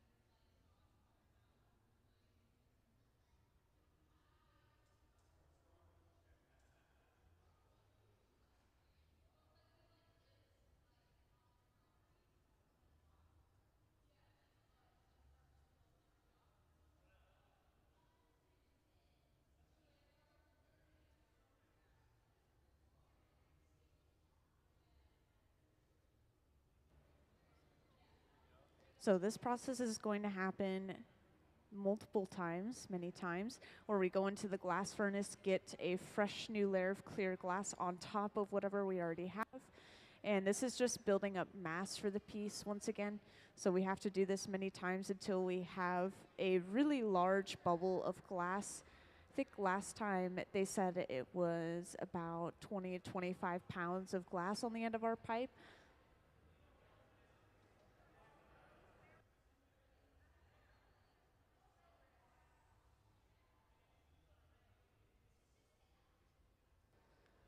Hey, could we have a view of the powder booth, please?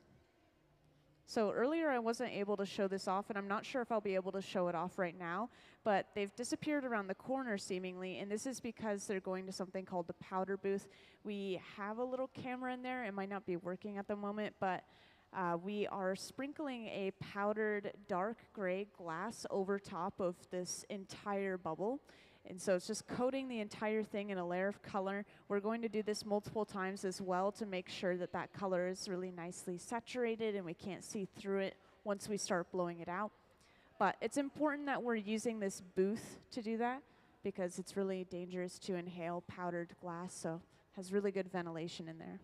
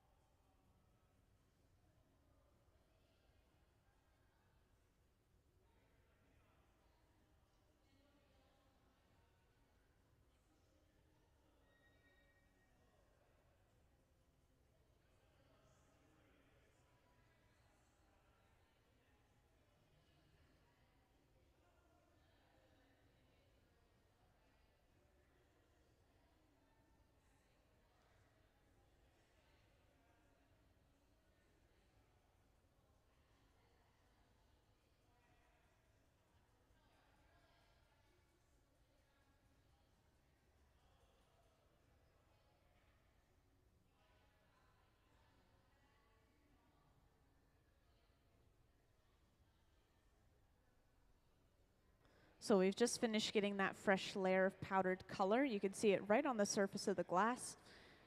And immediately after getting that powdered color, we go right back into the furnace to heat up the surface and make sure that that powder permanently sticks and even melts down into the rest of the glass that we have.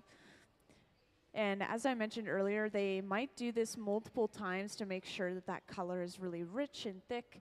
But this is still not all the glass we need for this project. They're most likely going to blow it out a little bit and then let it cool down and then get another layer of clear over top of this as well. So long process just to get all the glass we need. It's really hard for bigger pieces like this to be done quickly just because of all that glass.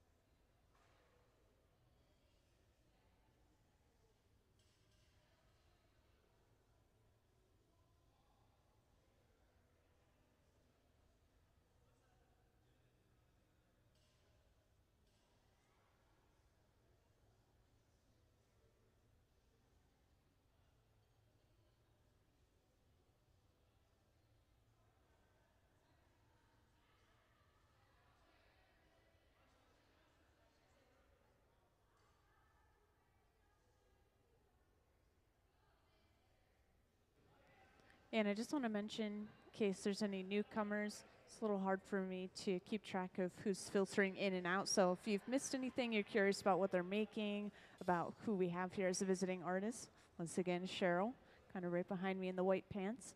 Or, you know, if you have any questions about the glass at all in general, feel free to raise your hand and let me know.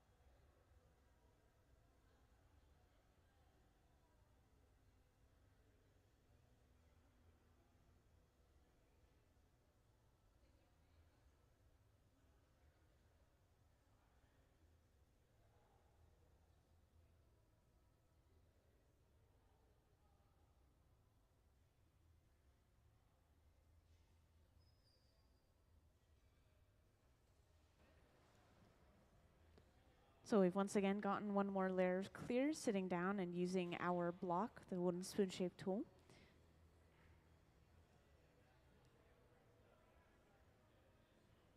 And by the way, we do use a lot of different wooden tools in the hot shop. Later on, when we are creating the shape for this iron, we're going to be using a lot of wooden paddles, including cork wood eventually as well. And these tools do burn as we use them, and they get used up over time, but it's really important to have wooden tools in the hot shop because wood is an insulating material. When we touch it to the glass, it's not going to pull a lot of heat out of the glass, which can prevent thermal shock, can prevent rippling in the glass. So it's just really important to be able to have those disposable, quote-unquote, tools. They do last a while, though.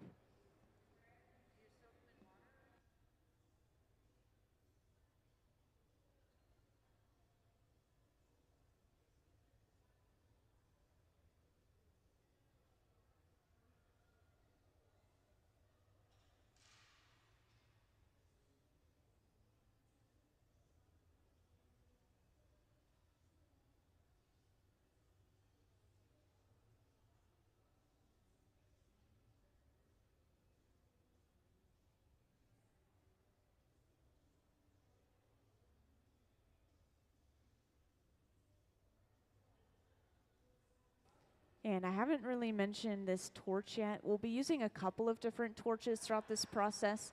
This large fluffy one, this runs around the same temperature as the furnaces themselves, so between 21 and 2300 degrees Fahrenheit, pretty warm. But the torch will heat up a section of glass at a time instead of heating up the entire thing overall inside of the furnace. And later, we'll be using this really small torch right here that's kind of hanging. It's this really small focused flame, but it can get up to around 5,000 degrees Fahrenheit. And that one is really impressive. Even though it's small, heats up really quickly, and it helps us with details.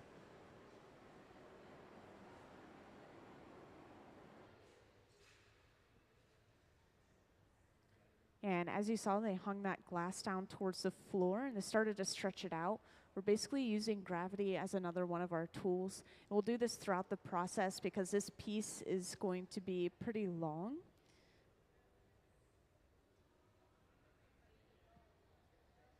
Also, I want to point out that at this point, because we're starting to shape and blow out the glass quite a bit, Gabe has put on this protective shield on his arm. This is just reflecting heat away from his arm that's coming off of the glass.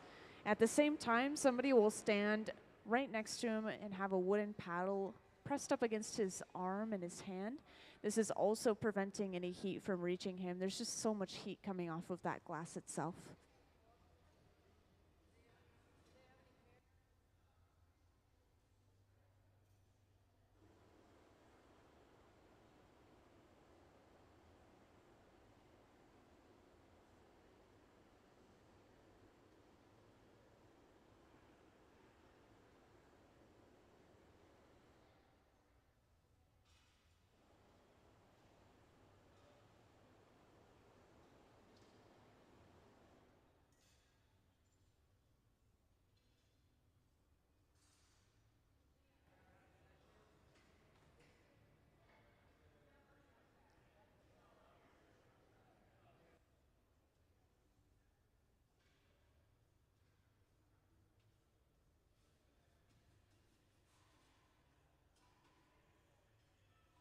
Also, I want to point out, this is something we don't get to see super often. I think it's interesting. Over on the left, Nick is filling up one of our glass furnaces with a brand new fresh glass mixture, which is mostly silica sand, a little bit of soda ash, and a little bit of limestone. And this is in the form of that raw, just sandy mixture itself, which is why he's wearing all of this gear to protect himself from inhaling it. But this will melt down over the course of a day and be ready to use about tomorrow or the next day. And at the center bench, I want to point out we've used these two metal blades called the jacks to squeeze the glass near the pipe. This is creating something called a jack line, which is basically going to be our breaking point later on. We'll break this piece off of the pipe from that divot.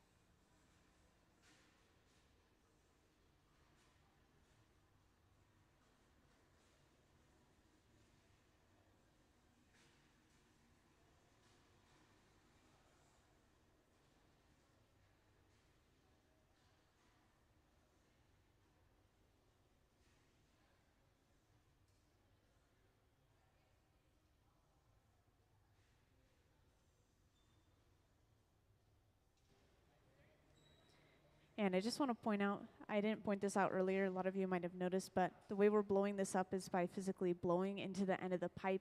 That air is passing through and then expanding that glass like a balloon. And to kind of guide which way this bubble blows out, Gabe has been continuing to control that blowing using the newspapers continuously. So when he pushes on the bottom, the bubble is going to blow out towards the sides instead. If you had the newspapers on the side, the bubble would blow out and away from the pipe.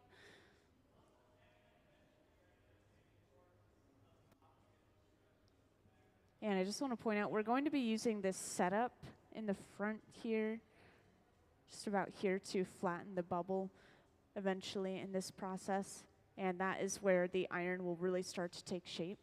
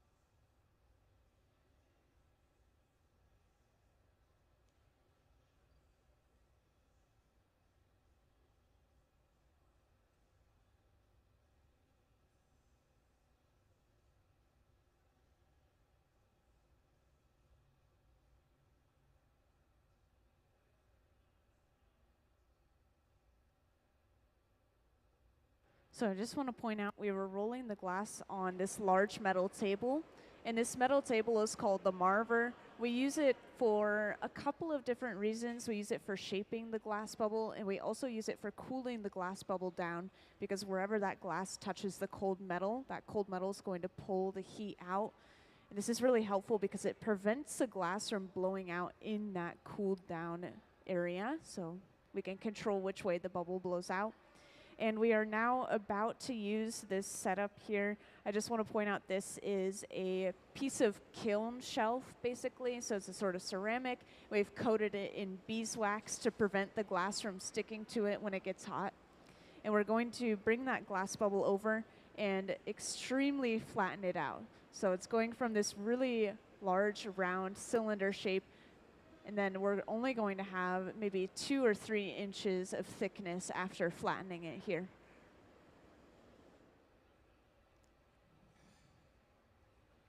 At the center bench, we're just flattening the bottom a little bit using 1 wooden paddle on the bottom.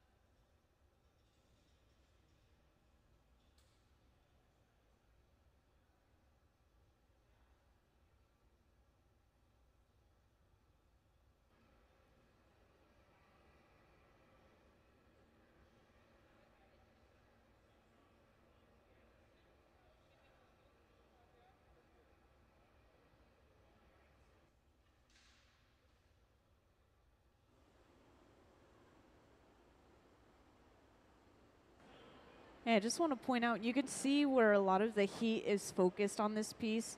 The end of the piece furthest away from the pipe is really hot right now, so it's glowing orange. Just like lava, the glass is so hot, it's radiating its own light as well as heat. That is why the glass will glow. And so we're focusing some more heat in the colder areas and letting the hot area cool down. We want to balance all of that heat out before we go ahead and flatten it.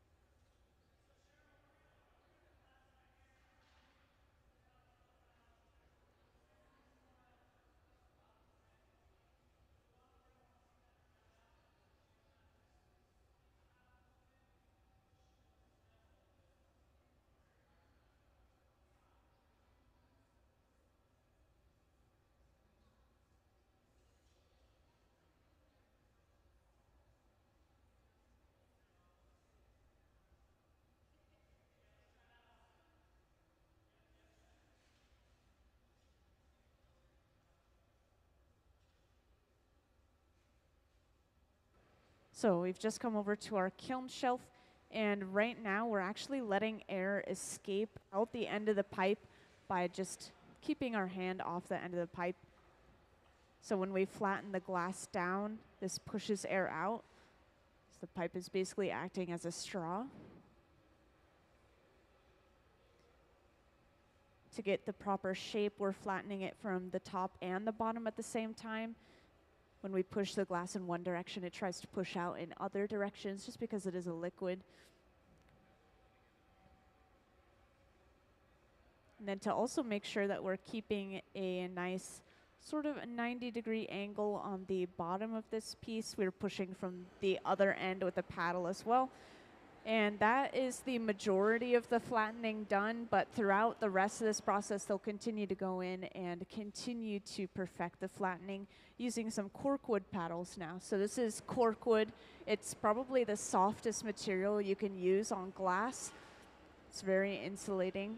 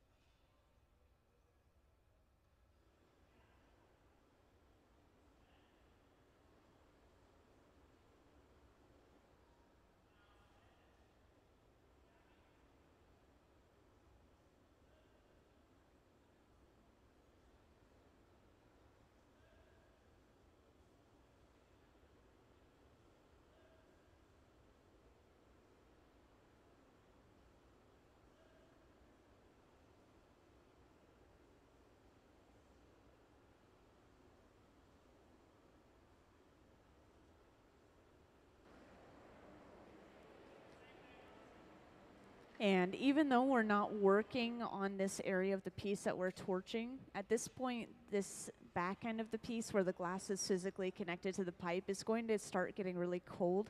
It's the last thing going into the furnace and the first thing coming out. So it's going to cool down very quickly. If it drops below 1,000 degrees Fahrenheit, then it can crack or break from thermal shock. So we are just going in every now and then and making sure to heat up the entire thing inside of the furnace and to focus some extra heat with that torch. And I just want to mention once again, in case there's been newcomers here and there, if anyone has any questions, such as about what we're making, who we have here today, feel free to raise your hand and let me know. And that applies throughout the entire process, or even if anyone has any questions about the glass.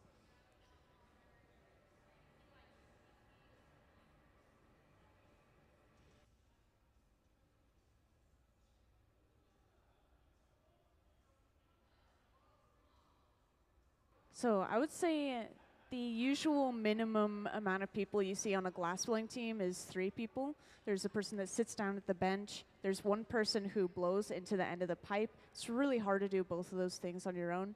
And then there's a third person who can heat your piece of glass up, and they can also shield your hand and arm from the heat using wooden paddles. So yeah, usually 3.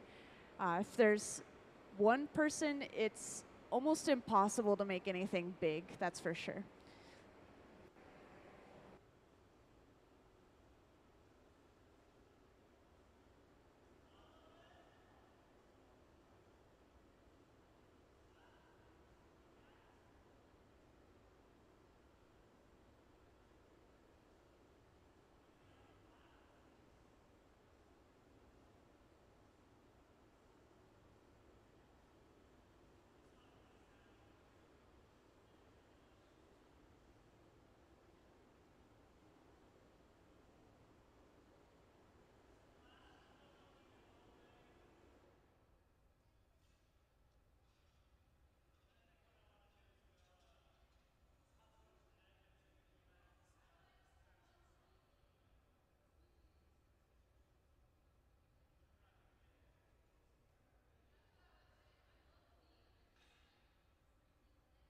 So everyone down on the hot shop floor except for visiting artists is working kind of with or permanently at the Museum of Glass. Usually whenever we have a visiting artist, they can bring assistants in, but they usually just use our Museum of Glass hot shop team as assistants like we are today. And yeah, once again, for anyone that didn't hear earlier, I just wanted to point out that yeah, most of these people, they work here full-time at the museum, and a lot of them have about 20 to 30 years of glassblowing experience, so they are very professional glass artists.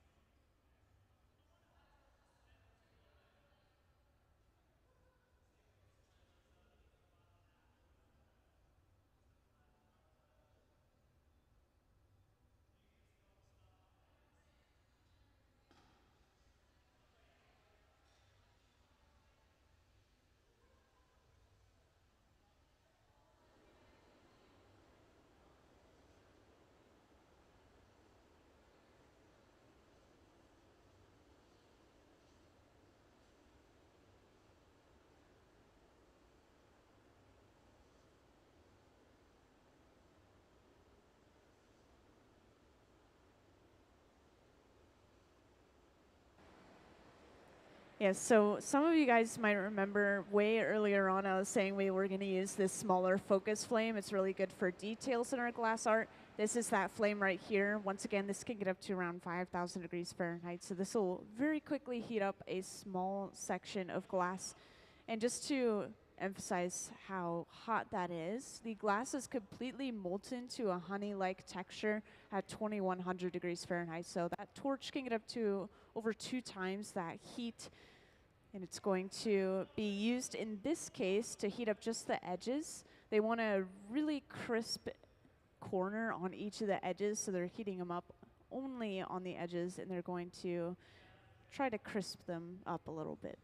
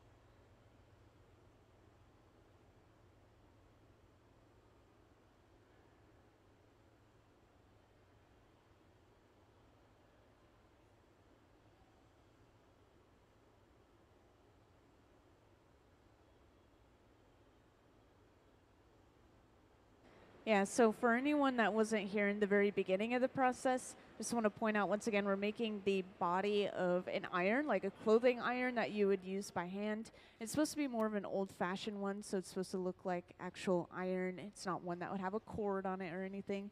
And we have the handle sitting inside of here already made and ready to be attached. All we have to do is pull it back out, heat it up lightly, and then go ahead and attach it to the piece. And that's not something that'll be done until we're close to the end, so we're still not going to quite see that handle yet, but I just wanted to give you guys an idea of kind of the process of this final piece.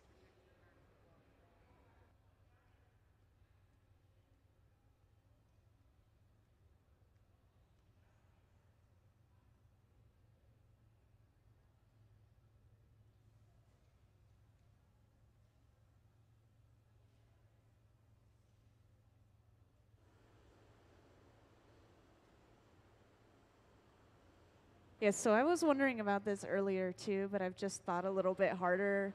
And I've realized the reason that Gabe put on this jacket, it's not to stay warm, it's quite the opposite. There's so much heat coming off of the glass that putting on this jacket is going to make sure that he doesn't feel that heat through his t-shirt as easily. So, and that's why he's wearing gloves as well. Usually we don't wear gloves or really much protective equipment at all. If anything, it hinders our movement and makes it a little bit more unsafe. So we usually don't wear stuff like that, but when we're working with large pieces of glass, there's just so much heat coming off of it, it can be unbearable.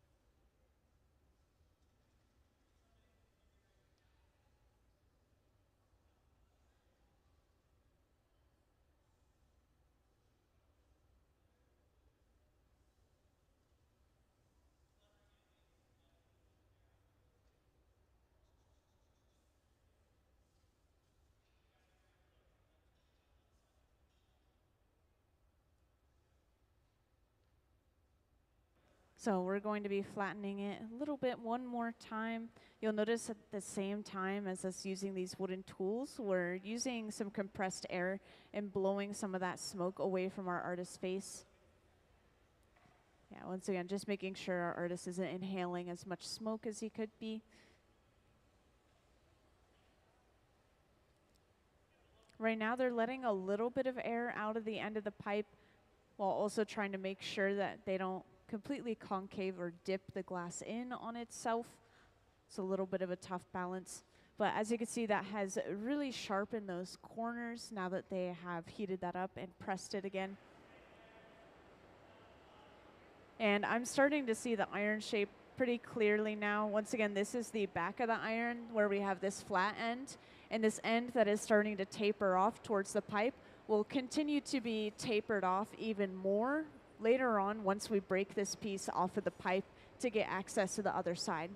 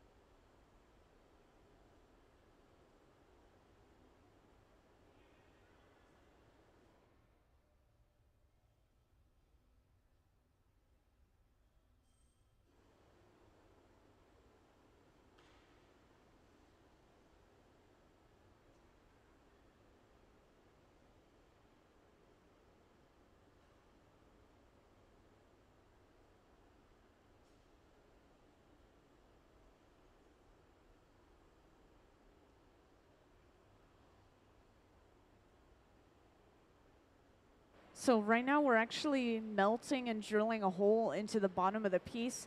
And this is really important. We're going to be attaching another pipe right over top of this hole that we're creating.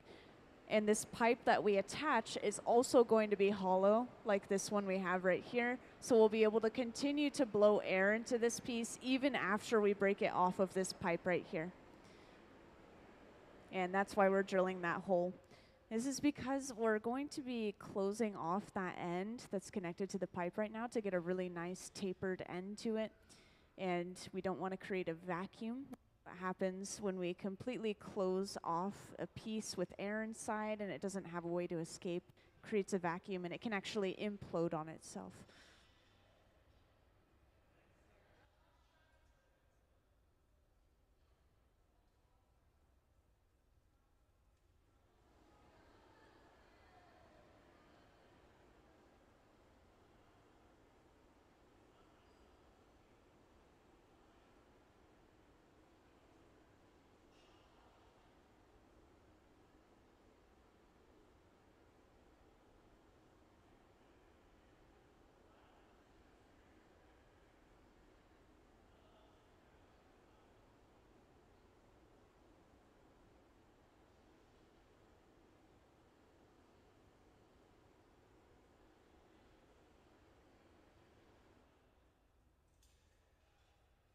And over on the right, Sarah has just pulled out the pipe that is eventually going to be attached right over that opening we just drilled into the bottom.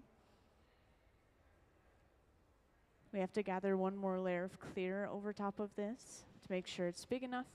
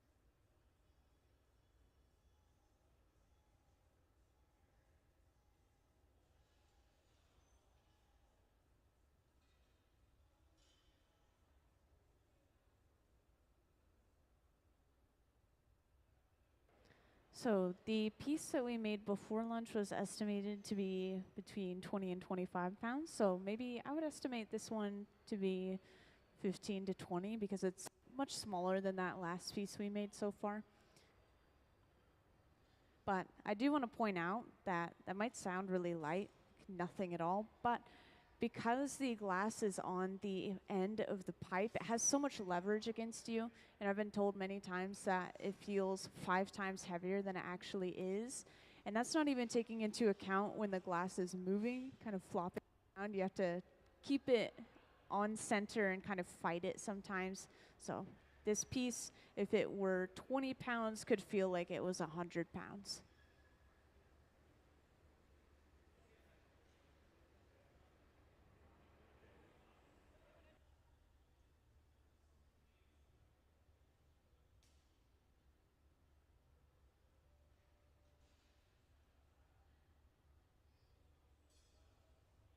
Also, I just want to point out at the center bench, we're just keeping this piece warm.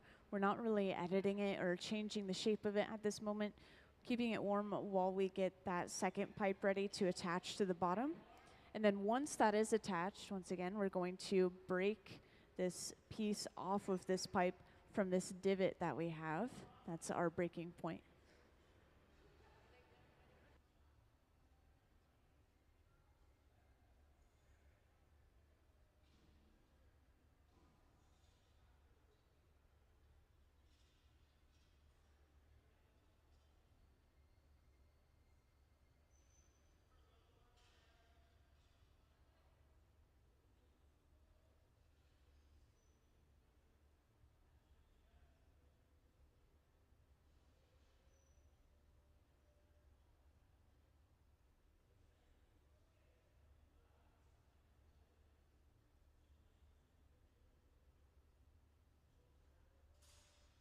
So we've just brought over that second pipe and attached it right over top of that hole we drilled into the bottom.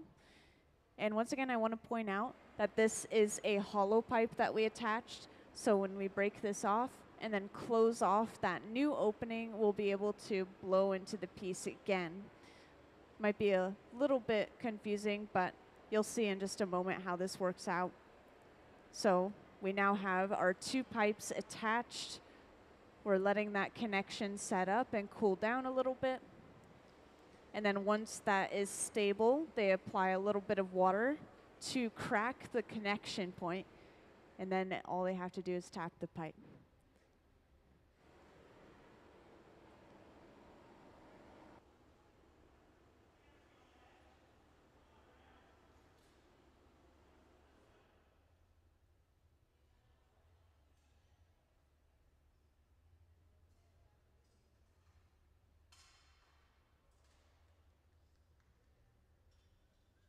So we've just broken that piece off.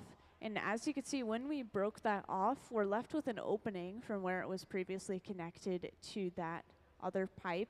So next, we'll start heating up just around that opening until we have enough heat to close that opening completely off. And then we'll be able to taper it out a little bit as well. So we're just now getting into the more final details of this piece. I also heard them talking about the size of this piece earlier, and it sounds like it might be just a little bit too big. And so they will cut off a little bit of excess glass probably.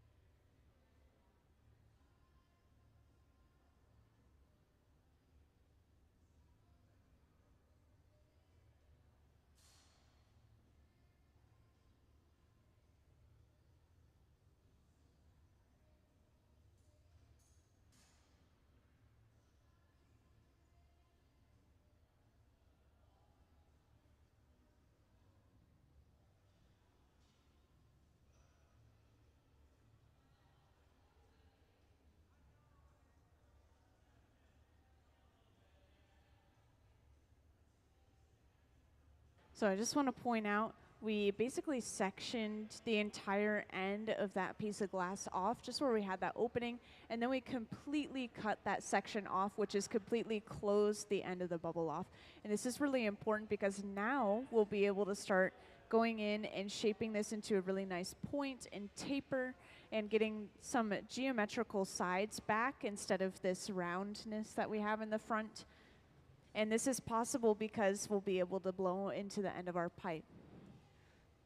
Usually we attach a solid pipe to a piece and we won't be able to blow into it at this stage, but instead we've attached a hollow pipe.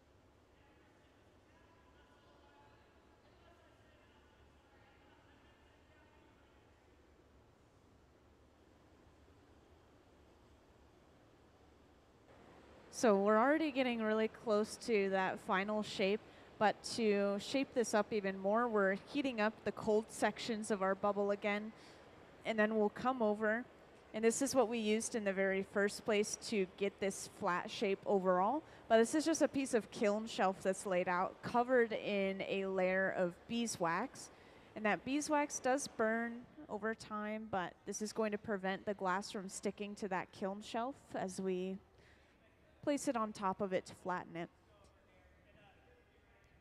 So we're going to flatten the sides a little bit more evenly using this kiln shelf. At the same time, we'll be using these 2 corkwood paddles to continue that tapered shape on the end.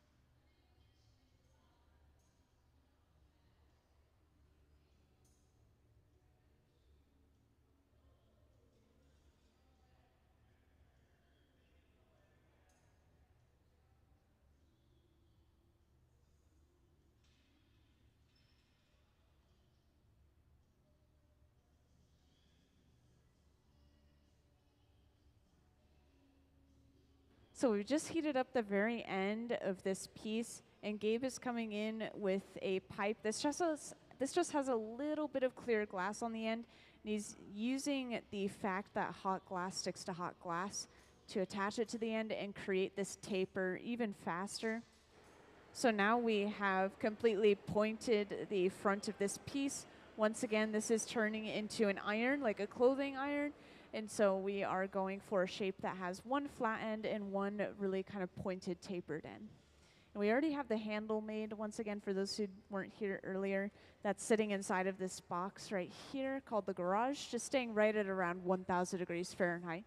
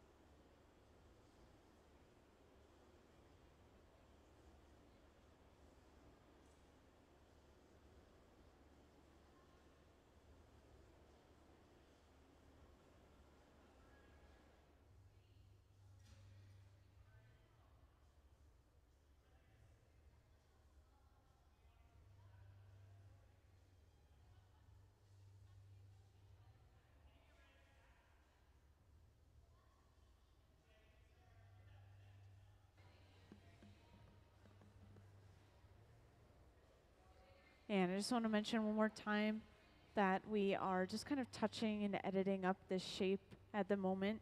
We already have pretty much the general shape of this iron, once again, this sort of clothing iron. And we are just continuing to flatten it on all of these different sides to make sure we have these nice crisp corners and to make sure that this taper is smooth and sharp. And once again, we already have the handle made. Once we have this body made, we'll pull the handle back out, heat it up, and use it. The handle has this really nice curved shape to it, sort of like an antique iron. If you were to look up a picture of one of those, that would be a really good reference for exactly what we're making right now.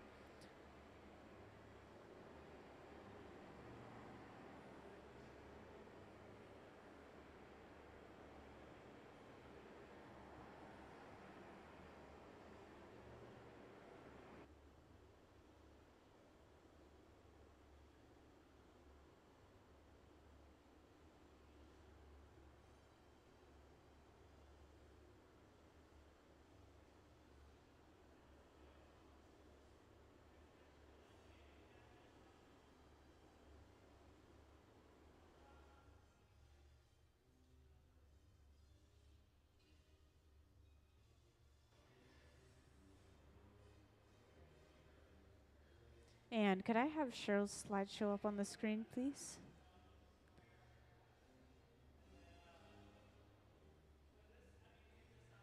So we do have a visiting artist with us today in the Museum of Glass Hot Shop, and her name is Cheryl Derricotte. She's the one up closest to the front here in the white pants, and I wanted to show off a slideshow of her work while they were still kind of just touching up this shape at the center bench. So could I have that slideshow up on the screen, please?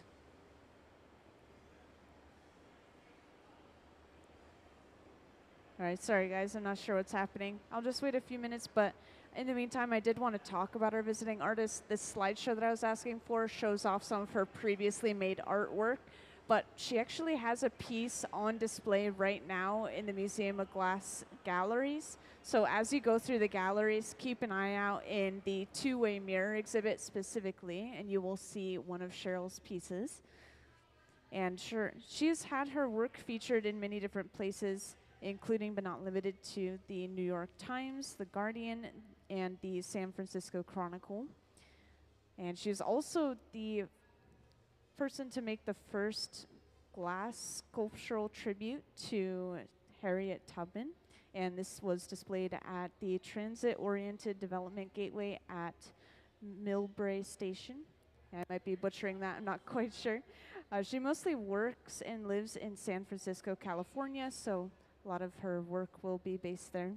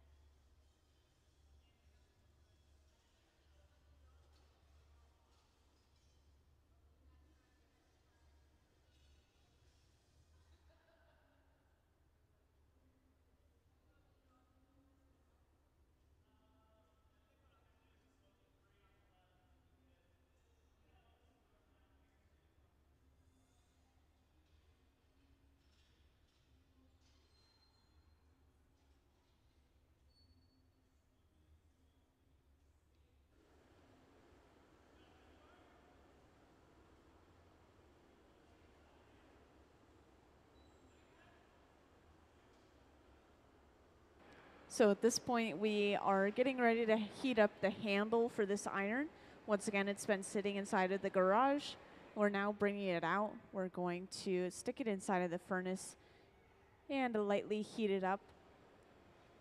It looks like while it was inside of the box, it might have moved just a little bit, so we'll probably readjust those arms and make sure they're straight.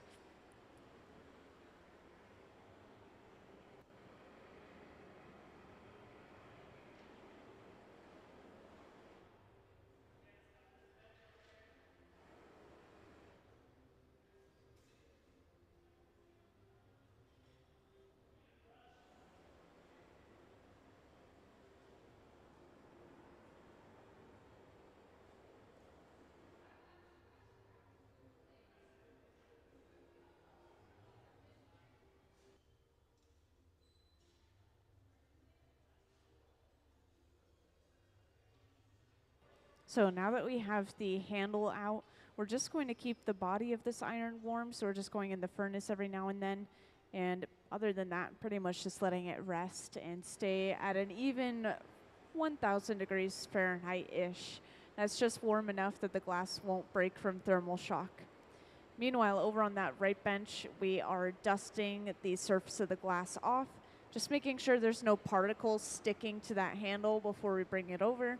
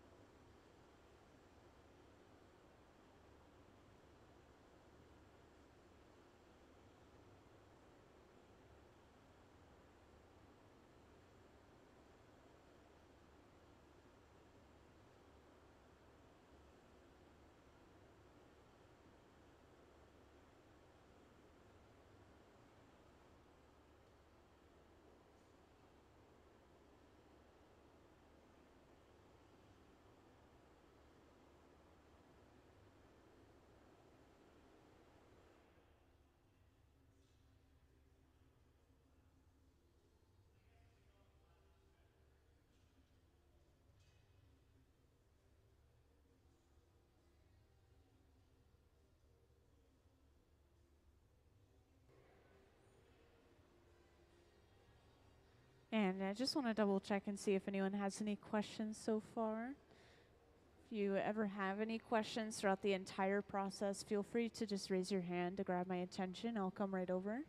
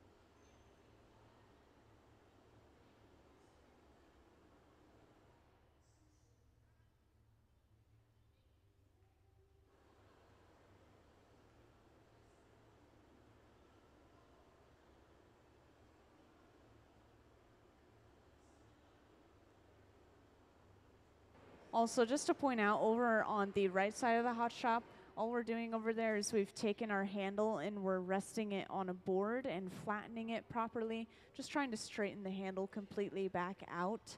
So now we should have the proper shape. We're just going to keep it warm, and eventually we'll be heating up just the very ends of the handles where they're going to be connected to the body of the iron. And then once that connecting point is superheated, we just stick them together. It's important that we don't heat up the entire pieces overall when we connect pieces together, because as you can imagine, this can really get rid of the shape that we've worked so hard on. We just want to heat up the connection points only. And so to focus some heat, we'll use this small handheld torch here, which once again gets up to around 5,000 degrees Fahrenheit.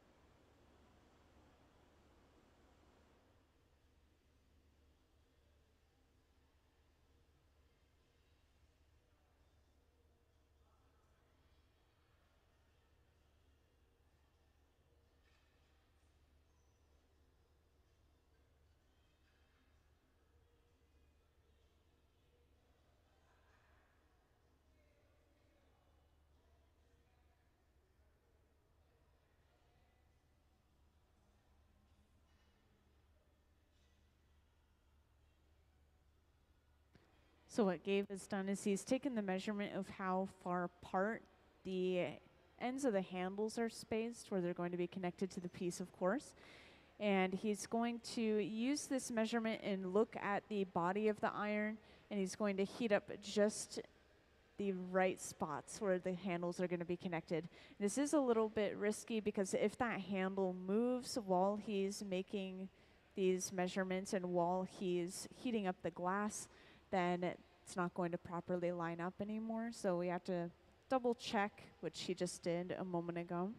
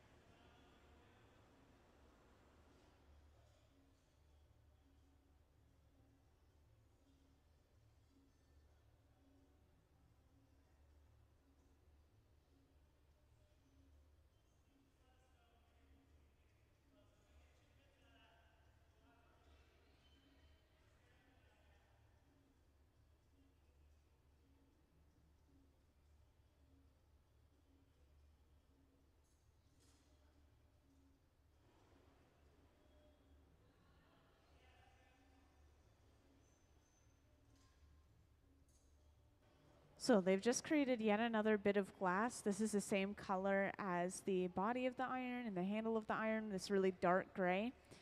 We've brought over a single bit and connected it right on top of one of those spots that Gabe was heating earlier, where we're going to be connecting those handles. And this is quickly flattened down. And then he goes in with a tool and he's squeezing the sides, creating more of a square shape instead of just a circular round bit of glass. And just based off of what I'm seeing here, I assume this will be repeated one more time for the other side of the handle as well, just making sure everything is symmetrical and even.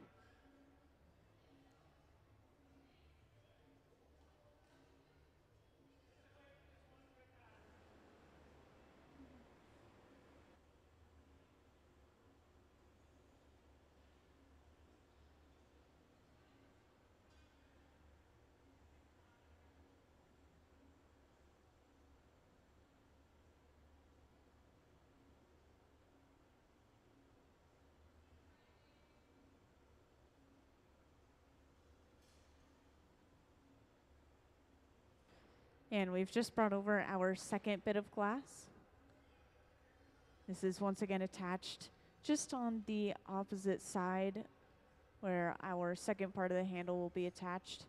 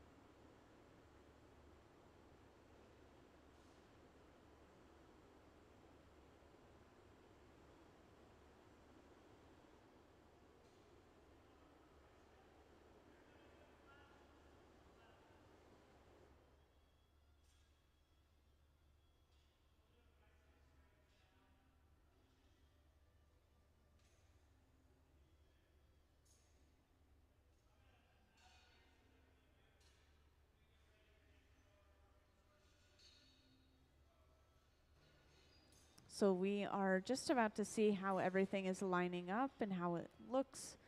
So we're just bringing that handle over. We're going to hold it up above and see how that's going to connect, how everything lines up. And it looks like that's going to line up pretty darn well. So we're just going to start heating up those connection points where we're going to attach the handle to the body and nothing else pretty much.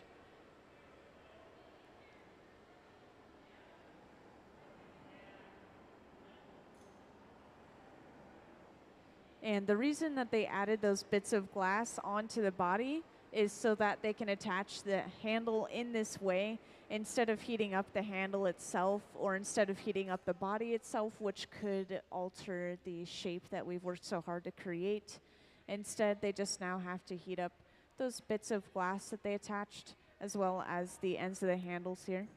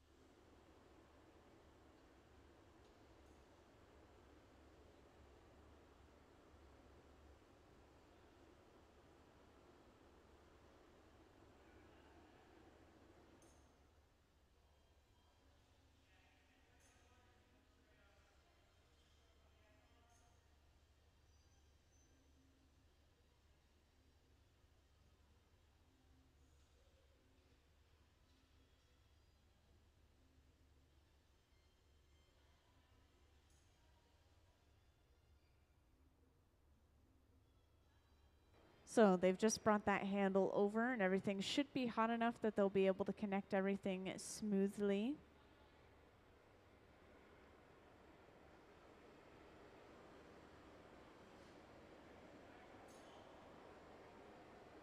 And now they have to break away this secondary pipe that they used to bring the handle over just by using a little bit of water and then a tap of the pipe. And at this point, because that connection point is still hot, the handle is going to be moving a little bit. They have to make sure that they're not getting that area too warm, that the handle starts to move.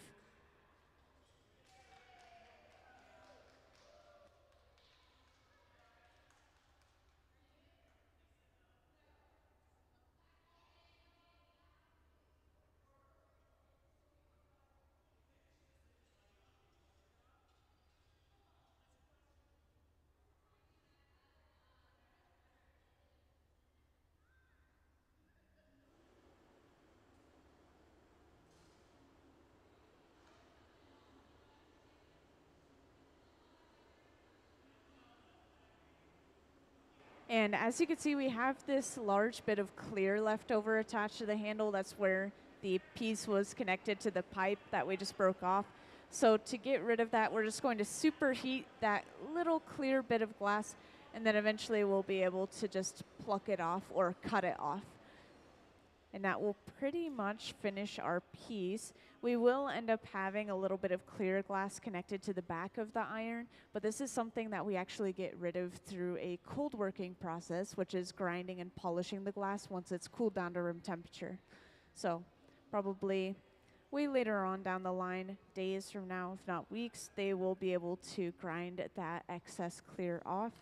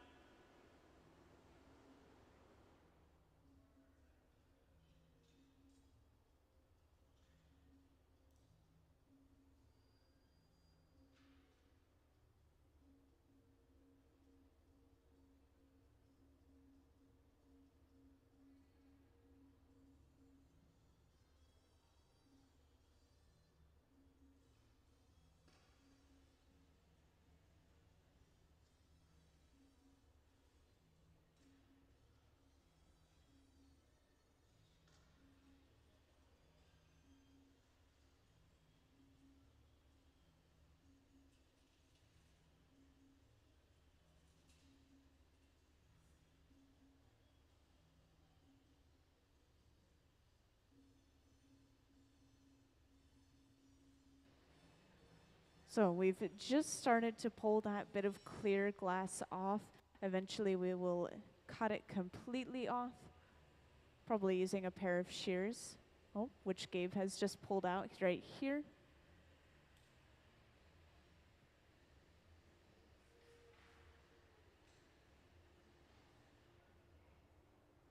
You'll notice at this point, the entire piece overall is pretty cold. It's not really moving a lot. There's not a lot of color to it like the molten glass has. And this means that we have to be really gentle. So you'll notice we're setting the pipe down really slowly. We're trying to not cause any vibration when we set it down, no matter where we're putting it. And if we do cause a vibration and there's any stress in the glass from being cold, that can crack the glass right there. So we just have to be careful.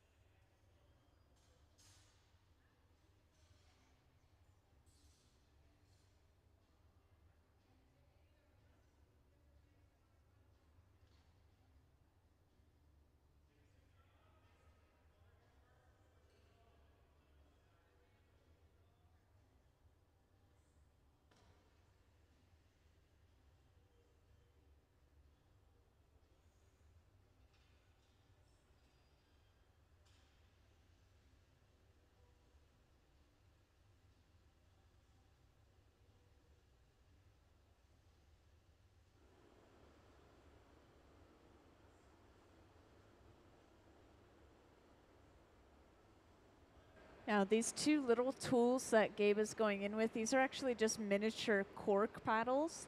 And he's using them to lightly flatten and readjust the shape of the handle, just where he was disconnecting that bit of clear earlier. And as of right now, this piece is getting really close to being done. Just making sure everything is staying warm while they continue to do their little touch-ups.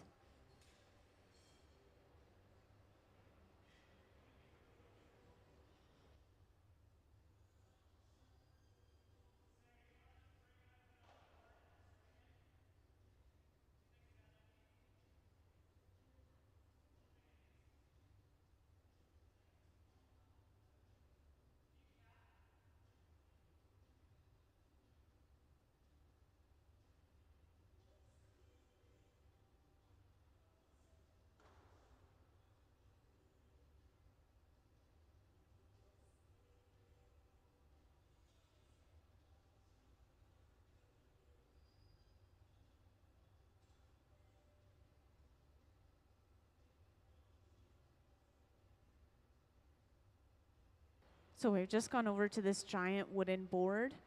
And once again, the wood is going to kind of insulate the glass. When we set it on top of this, it's not pulling a lot of heat out. Meanwhile, it's making sure that the entire bottom of the iron is staying completely flat. And while it was flattening on the bottom, he just quickly readjusted the handle.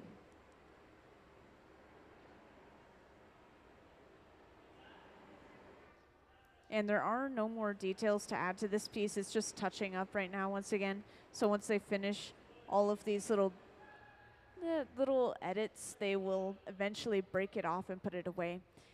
And some of you guys were here earlier when we broke a couple of pieces off of some pipes, but to break a piece off of a pipe, we apply some water to crack the glass from thermal shock. Then we tap the pipe, and that literally breaks a piece of glass off of the pipe. So a little bit anxiety provoking, but exciting moment when they finish a piece.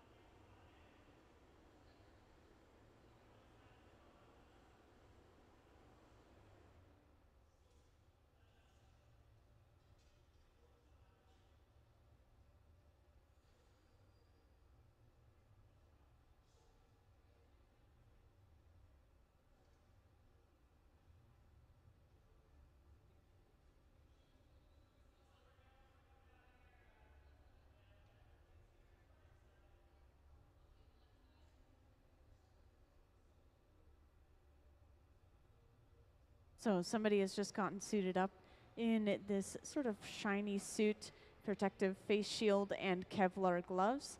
These Kevlar gloves are the same material as firefighting suits. This is going to allow the artist to physically pick this piece of glass up to be put away. And you can still kind of feel the heat through these gloves, so you want to handle it briefly as you can. So this will be carried over and placed inside of this large black box over on the left wall. This is our annealer. It'll slowly cool down this piece of glass at least overnight. I've been told that these pieces are annealing or cooling down for 2 days.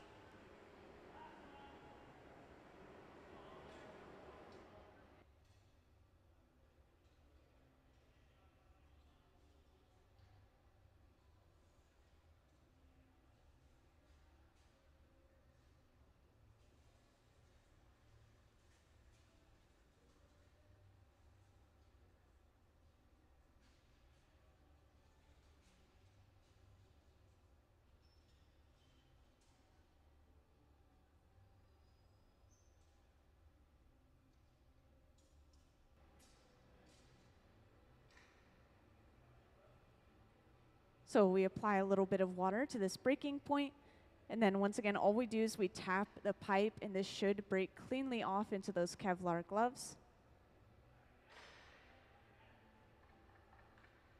And that was a successful break, so let's give them a round of applause.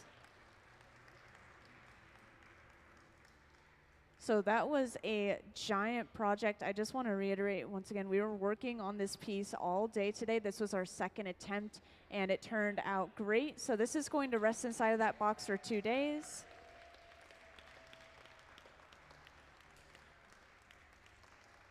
And this is just one of many pieces of a larger collection that we've been working on over the entirety of this residency. I do want to talk a little bit more about the ideas behind this residency, and then we'll probably hop into a smaller project or some prep work for tomorrow. But once again, today we have visiting artist Cheryl Derricotte. She's the one in the long white pants. There is some information about her in your pamphlets. And the piece that we're working on right now is supposed to be a sort of symbolic portrait of Sally Hemings.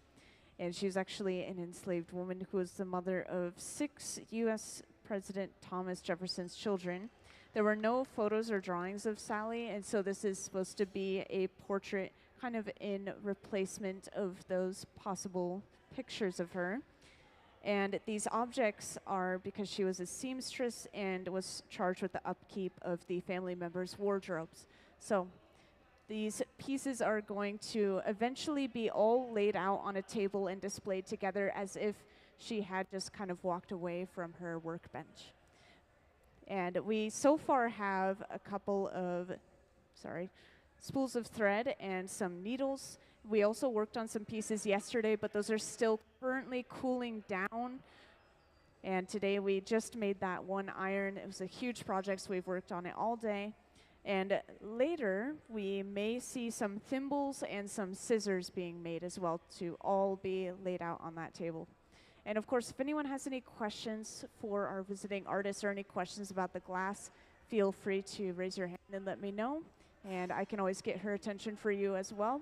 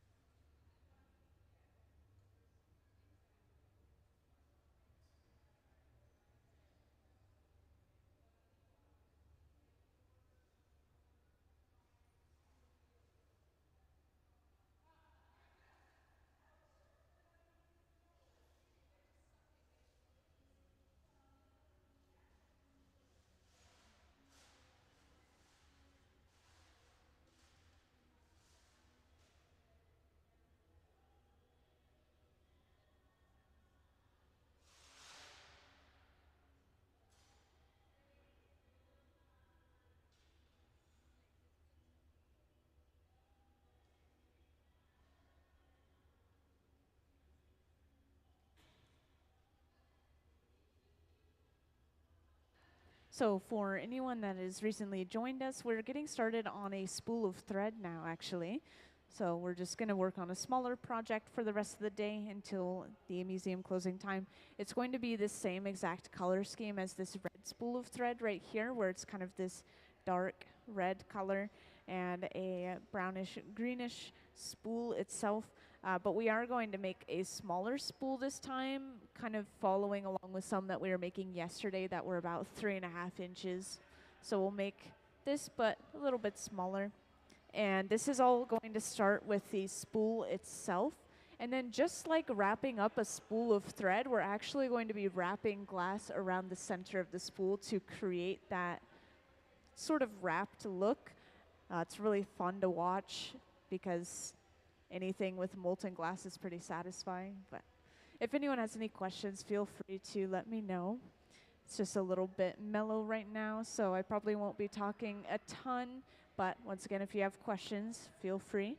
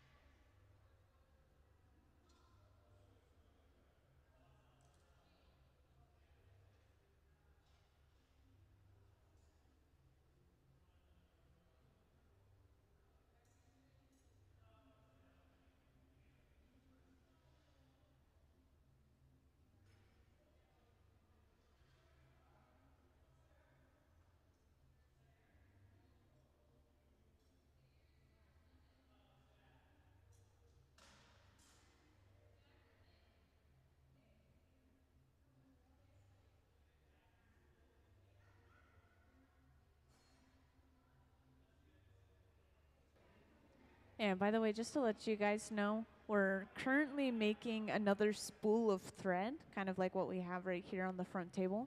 It's going to be a red spool, just like this one, except it's going to be a little bit shorter, maybe about 3.5 inches, they said.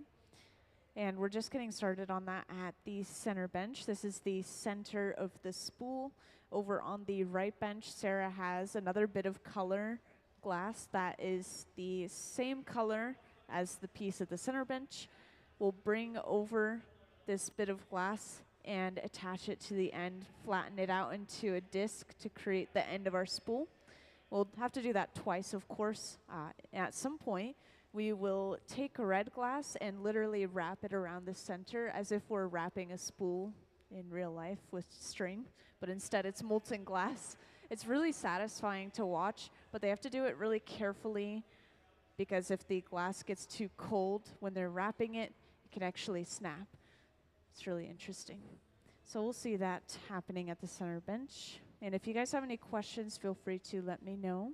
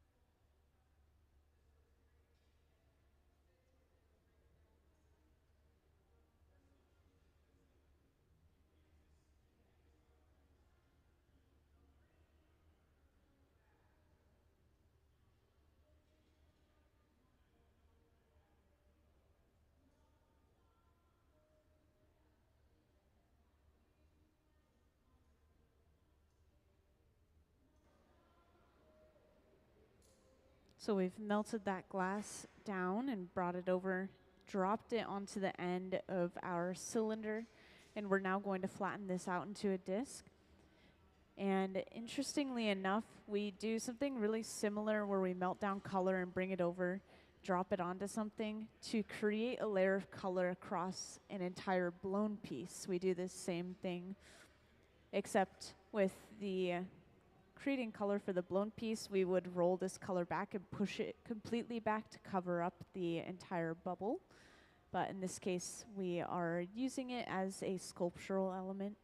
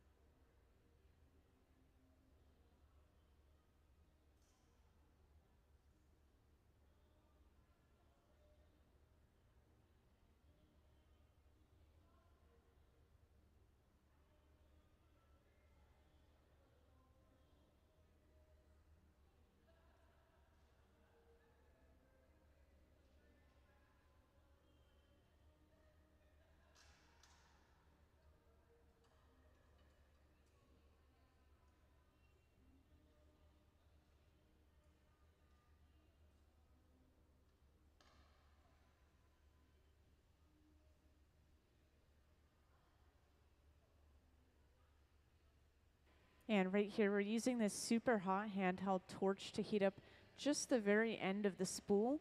And it might be hard for you guys to tell from a distance, but we actually have basically these little dips or indentations on either side of the spool. And this is basically as if the spool is hollow. So to create that, we're just superheating that little area, and then we're going in with a tool and pushing in relatively hard to force that glass into a little divot or into a little hole. It's kind of hard to put into words. And by the way, I do want to point out we have these bits of excess clear glass on the top of these spools, but eventually these will be ground and polished away through a process called cold working. So this is just a temporary little piece of glass that's attached to the top. It should end up completely flat on either side.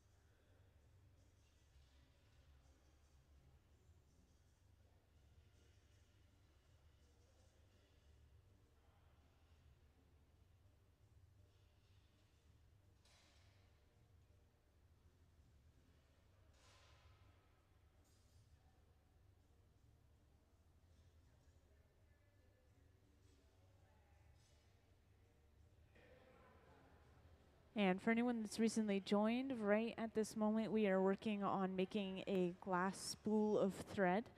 And I'll point out this red one right here for reference because this is the exact color scheme that we're going to be working with again this time, except this time we're going to be making a little bit of a shorter spool of thread, so maybe about 2/3 of the height as the original one.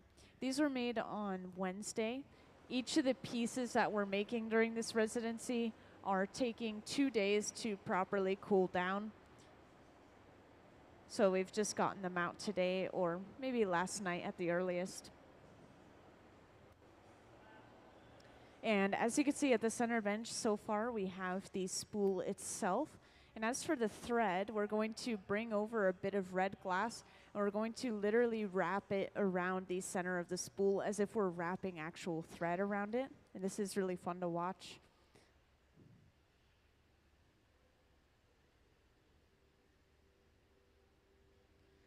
But first, before we wrap our thread around the center, we're still finishing off the general shape for the spool. So right here, we're heating up the very end of the spool, and we're going to push a tool into the bottom. And this is just creating a little divot or hole, kind of just like a classic spool would have. This is where it would be slotted into a piece of equipment or machinery.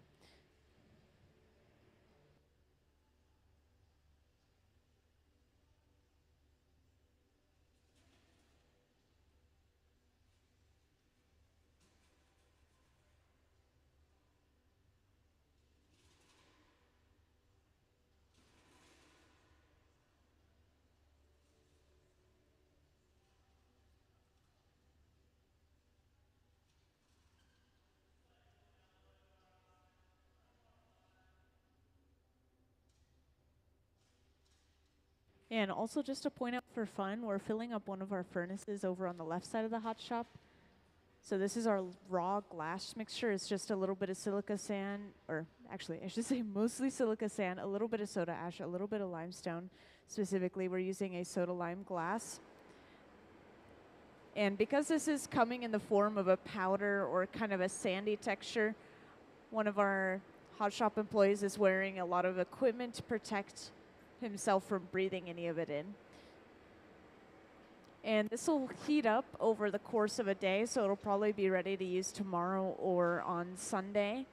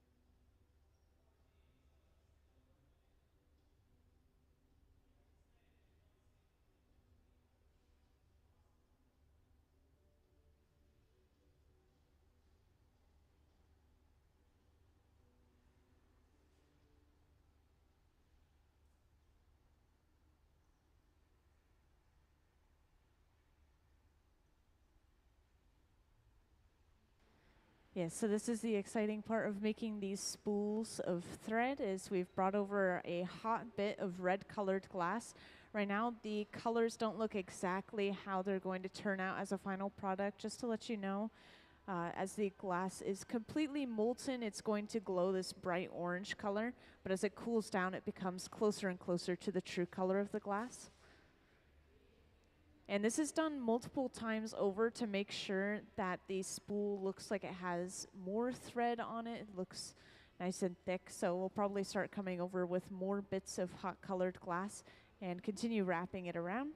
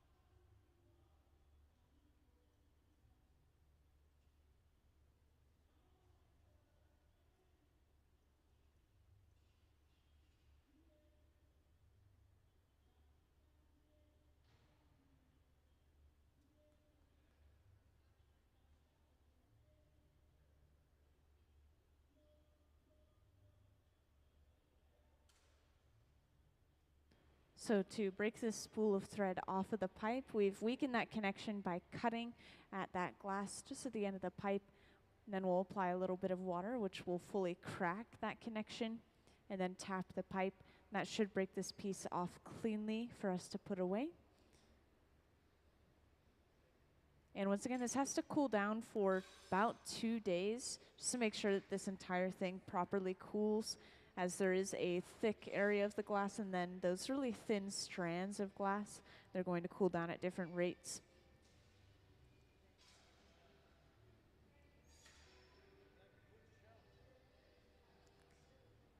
And I believe that that was the last piece of the day.